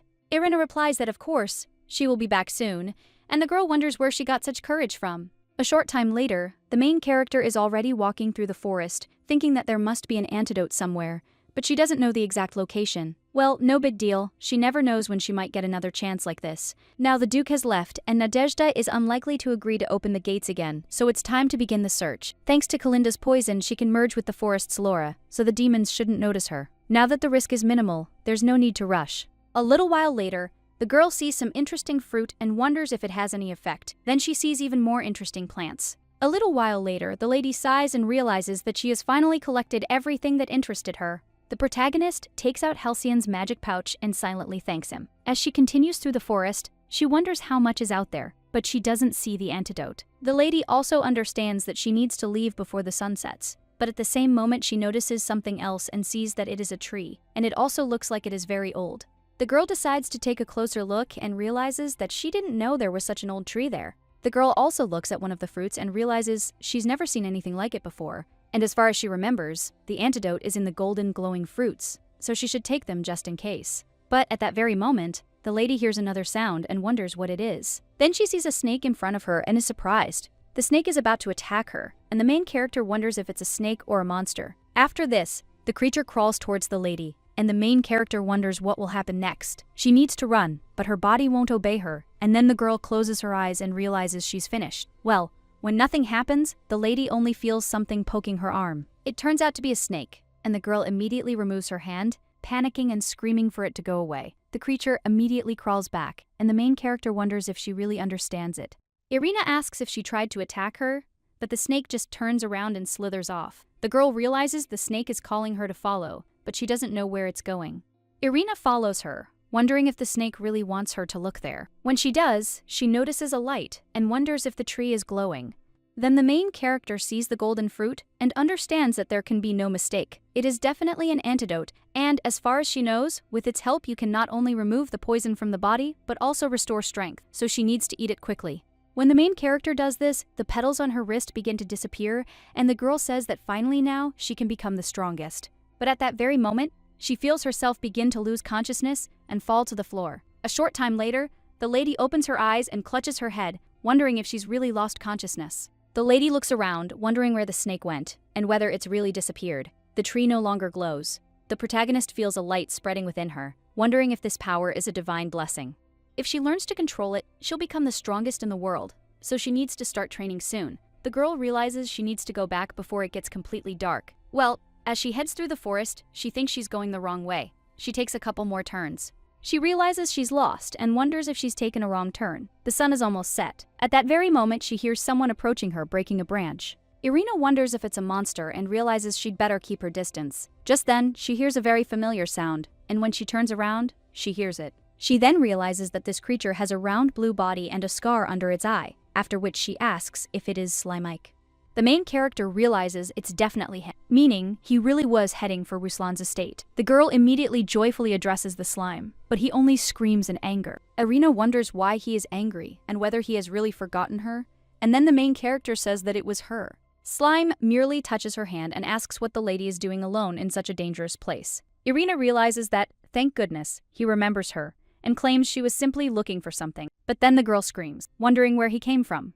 And didn't she tell him to go to Choco Forest? After which, the girl asks if he even knows how long she's been looking for him. The slime then simply crosses his arms, and the main character wonders if this means he doesn't want to answer. After which, she actually picks him up and says, well, okay, the main thing is that they met. Slime then waves his arms shyly, and the main characters claim she missed him. She asks if he missed her too. He sadly replies that he missed her too, but it's not time yet. Irina asks what that means, after which the slime jumps away, and the main character screams, where is he going? Then asks her to wait and runs after him. Irina, out of breath, wonders why he's running away, and she thought the slime would be happy to see her. The girl wonders if he's uncomfortable with her, and when she blinks again, she realizes she's missed him. The lady wonders where he went, but at that moment, someone calls out to the mistress. When the girl turns around, she sees it's the butler. The man says she's finally out. Irina wonders if the slime was leading her to the forest exit and asks the butler if he was waiting for her, to which he replies that he was worried because she'd been gone for so long. He's also glad that everything is fine. The main character apologizes for making him worry, and the man says that Mrs. Nadezhda was worried too, so she should hurry up and come inside. The main character asks if this is true. After she moves on, she turns to the forest and thinks that she doesn't know why the slime ran away from her, but she is sure that this was not their last meeting. A short time later, the main character is already at the estate, and the maid asks where she's been as all her clothes are covered in mud. Irina replies that it's a secret. At the same moment, the Archduke returns to the estate, and the butler greets him, but the guy turns to Gregory and claims that, apparently, his wife was in the forest of the undead. After this, the butler wants to say something to the master, but the brunette only asks if Nadezhda had the key to the forest. After all, if that's the case, then let him call her into his office, to which the butler agrees, and the main character at this time observes all this from behind the column. A little while later, Nadezhda wonders how her brother knew that this girl had gone into the forest and who knew she spent so much time there. Then the lady finally decides to go into her brother's office and claims it was her. She also heard him calling her. The guy claims his wife was in the forest of the undead and wonders if Nadezhda really let her in. The brunette then claims the Archduchess expressed a desire to go into the forest, so how could she refuse her? The guy approaches his sister and insists that she knew how dangerous this place was and still let her in. Nadezhda doesn't even know what to say to that, but at that moment, someone knocks on the door. The main character opens it and apologizes for interrupting their conversation. The guy asks if it's his wife, and the main character asks him not to be too harsh on the Archduchess, as she has done nothing wrong. The butler warned her that it was dangerous there, but she still insisted on her own, so she apologizes and claims that it was reckless on her part. Ruslan wants to say something else after this, but the girl turns to Lady Nadezhda and insists that she will speak with the Archduke herself. The brunette simply asks why, and then adds, in her mind, why the lady is helping her.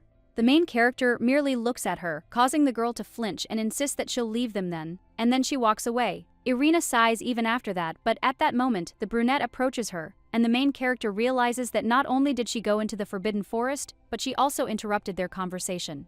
So, he's probably angry, but then the guy asks why the girl is defending Nadezhda. He's glad his wife is okay, but her outing could have ended worse. The main character realizes he doesn't seem angry at all, and rather the opposite. So she asks if he was really worried about her, to which he replies, of course. Irina asks why he always cares about her so much and worries. The guy is a little embarrassed by this and says it's because the lady is very dear to him. The girl is only embarrassed and wonders what he's saying. People understand that he said it so suddenly. Well, she still understands that it's somehow strange, since she was so desperate to survive that she didn't pay any attention to it. However, she doesn't understand why Archduke Ruslan is so favorably disposed toward her, since that wasn't the case in the original. If you think about it, he showed interest in her from the very first meeting, as if he knew her well. The main character then turns to the Duke and asks if they have met before, because it seems she first met him at the victory ceremony, and since then he has been exceptionally kind to her, and on their second meeting, he suddenly proposed to marry him. The main character asks if it's possible he knew her back then, but he remains silent and then claims yes,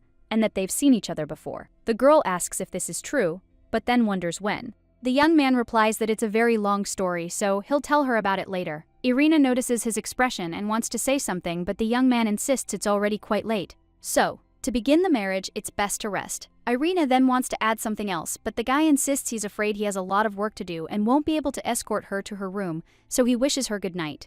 And then he closes the door completely, and the main character realizes she's just been kicked out and wonders if she really is his loved one. Irina realizes that means they've already met once, but she can't quite remember when because she wouldn't mistake the main character for anyone else. At that moment, the protagonist notices someone else near her and asks if it's the Archduchess. She asks why the lady is still there, and the brunette replies that she has a question for Irina. The protagonist asks what it is, and she awkwardly says that she doesn't understand why the lady intervened because of her, and she is sure that the lady knew that she sent her into the forest not with the best intentions. Nadezhda realizes she probably has an ace up her sleeve, and the ladies will seize the opportunity and demand something. But the main character is only interested in what the ladies want. After all, she simply told the Archduke the truth. She opened the gates at her request, and most of all, she didn't want them to quarrel over her. Nadezhda asks if this is true, but the girl asks if something else is needed. Order doesn't understand whether the lady really intervened for that sole reason. She also understands that in her youth, there were those who helped her when she suddenly found herself at the head of the family, and those who owe her a lot.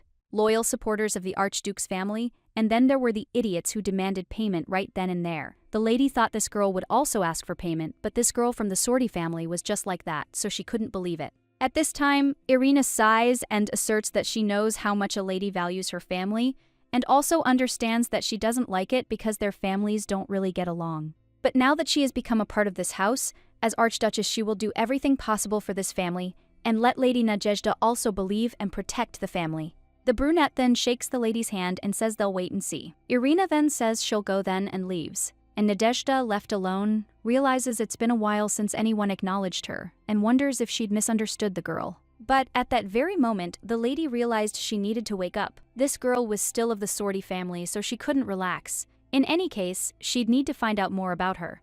A little while later, the blonde guy looks at the documents and asks if there really were 2 requests from the north. One is from their Irina asking for a higher price for some herbs, and the guy thinks how boring that is. The second is from Lady Nadezhda. The girl asks him to find out as much as possible about Archduchess Irina and compile a report. The young man understands that if it's about the Sordia family, he's already done his research, so all he has to do is sort out the information about Irina. He'd suspected something was wrong ever since the lady asked him to keep an eye on her father, but he'd never imagined she'd grown up in such an environment. To think that beneath the veneer of a sensible man like Duke Sorty, there lay a fanatic who abused children, and using devilish tricks.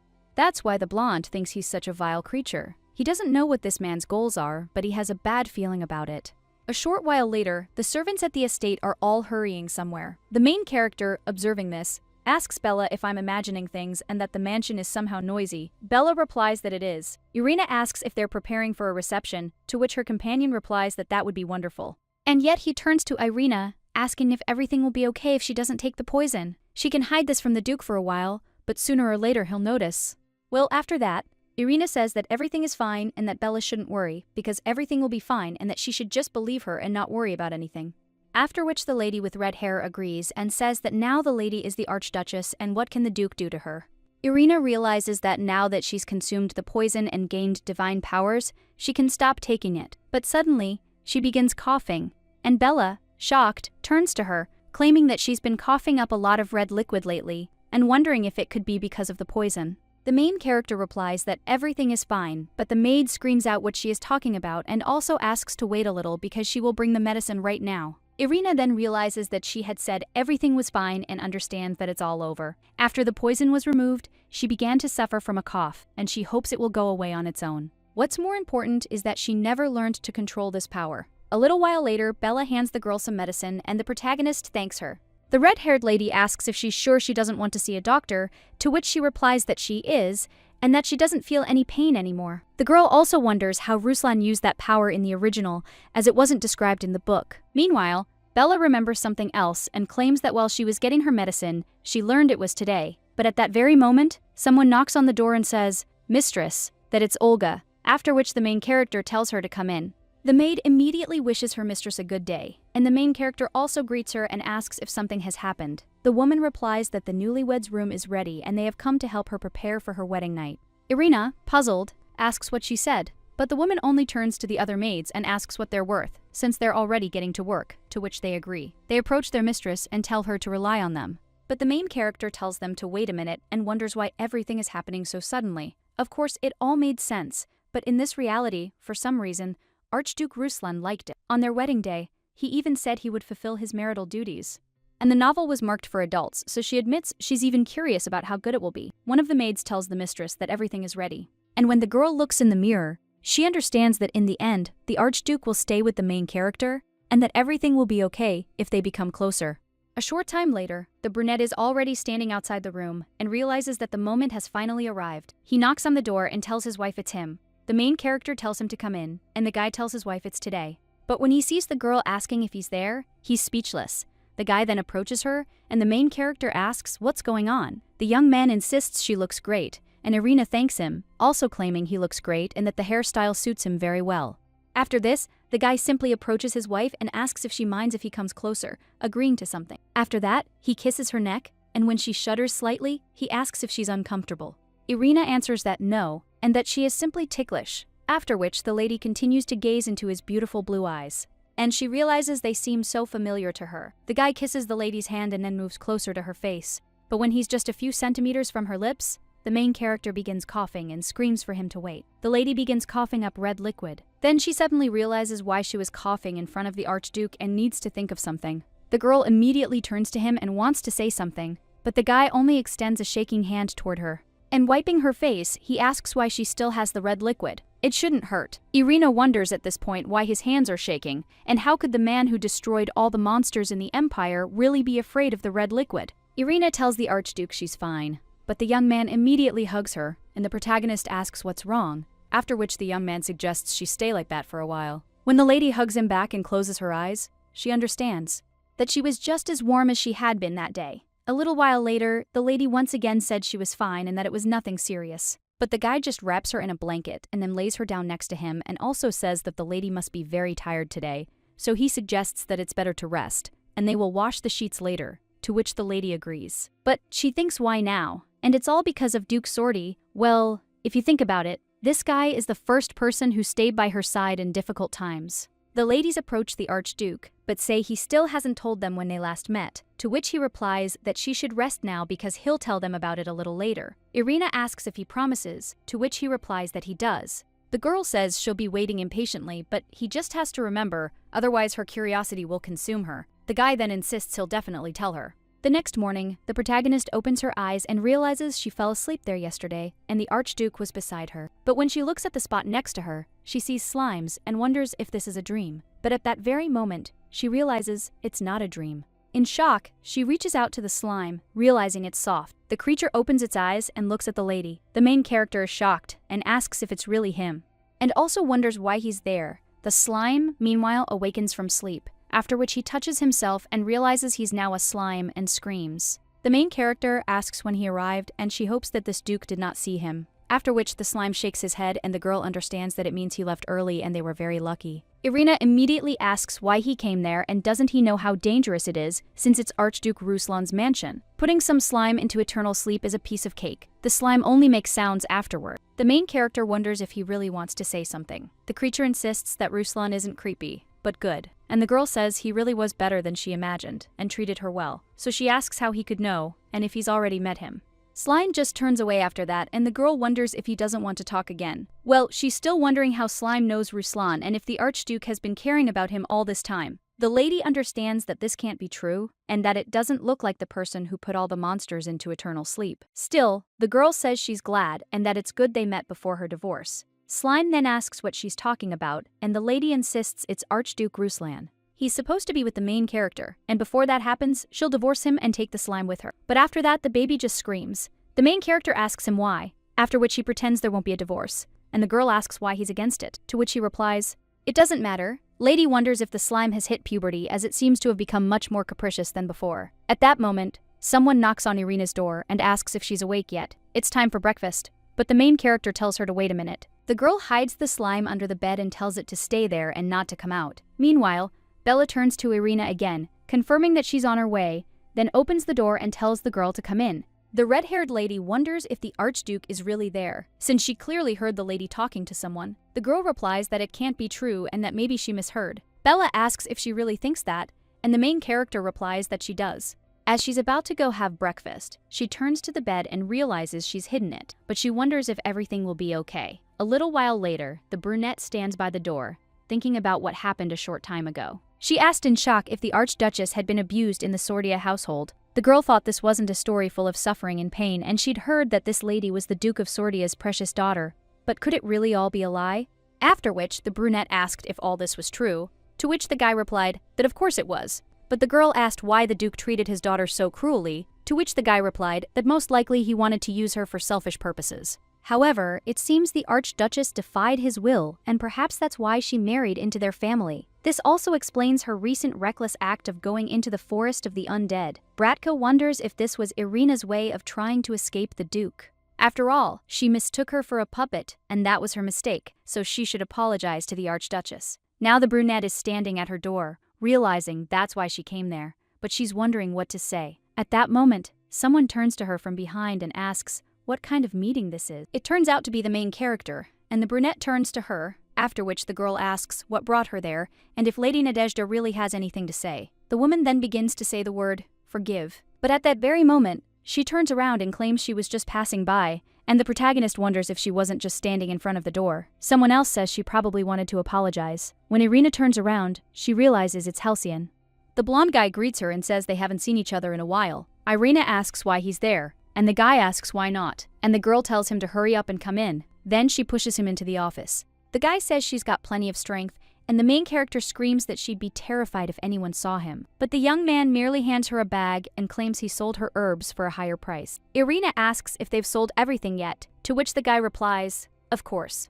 After all, he's a qualified master of the Information Guild. He also asks where the lady found such valuable herbs, and she replies that it's a secret. Meanwhile, the young man pulls out another paper and claims it's a report on Duke Sordi's activities. Irina thanks him, but the guy says he doesn't seem crazy and that the Duke is currently hunting demonic items and is also interested in the Archdemon's book. Shocked, the girl asks what he said and realizes that, in the original, her father started looking for her later. The young man claims he doesn't know why he needs her, but he doesn't like it. Irina then asks Halcyon if she can ask him for something. She then claims to know where to find a fake golem heart and wonders if he can get it and sell it to the Duke. Irina understands that this is what he originally used to summon the Archdemon, but if she replaces this heart, she can weaken the Archdemon's power. The guy hesitates for a moment, but with a smile on his face, he says it's fine, and that the post lady will trust him. Irina thanks him, and the guy claims he's glad this is it. The girl only smiles awkwardly in response, after which the blonde man turns to her again and approaches the lady. He is interested in how her married life is, because he was very upset when he found out that the lady was getting married. But at that very moment, the guy gets hit in the face by a slime. The main character is shocked and asks if it's really a slime. The girl also asks Halcyon if he's okay. The blonde replies that it's not quite right, and that this slime is small but has plenty of strength. The girl then turns to the slime and cries out, asking how they can suddenly attack people like that, but it only cries out in response. Halcyon insists he's fine and asks them not to fight, but he just feels weird. The guy looks at him with a lime and realizes that this is who Irina told him about, and this is the first time he's seen a sentient same, so it's interesting. When the slime notices the blonde guy looking at him, he glares back, and the guy realizes he doesn't seem to like him. He turns to the main character and asks if she asked him to find her, and it seems his help is no longer needed. The girl replies that yes, they met recently, and the guy claims that he is glad that the lady found her precious friend. The main character smiles and thanks him for his help in the search, but at that moment, the slime makes another sound, and the blonde man is startled. He then rises from his chair and says he'll go. Irina asks if he's already leaving, and the guy replies that he told her everything he wanted, and besides, if he stays even for a minute, he'll become the first person to fall into an eternal sleep from the slime. As he leaves, the blonde man wishes the lady good luck and claims he'll contact her again. The main character thanks him and wishes him luck too. Slime glares at him furiously, as if telling him not to come back, and when he closes the door, the main character, she exchanges glances with the slime. She asks how the slime could do such a thing to her, an innocent person, and how lucky it was Halcyon. What if it had been someone from the estate, The little one insists he's not talking about divorce and adultery, and the protagonist asks what he's talking about. She also asks if he's acting this way because of Halcyon, since, if so, he's just her friend. But the slime then turns to Irina and tells her not to leave him alone. She's a little surprised by this and then picks him up. And she asks the slime if she can leave without him, since they'll always be together. He asks if that's true, and the girl replies that of course, after which the little one tells her not to even think about lying to him, because if Irina leaves him, then he'll find this fool and destroy him with his own hands. The girl is surprised by this and wonders if he's really so worried about their long separation. The slime tells the girl it's strange because energy is emanating from her hands, and the girl claims it's divine power. She also asks if the slime remembers that she previously ingested poison and recently managed to rid herself of it and gain this power. But the girl puts her hand to her lips and insists it's a secret, since it originally belonged to the protagonist. The slime then sparkles and asks if she stole it from Ruslan.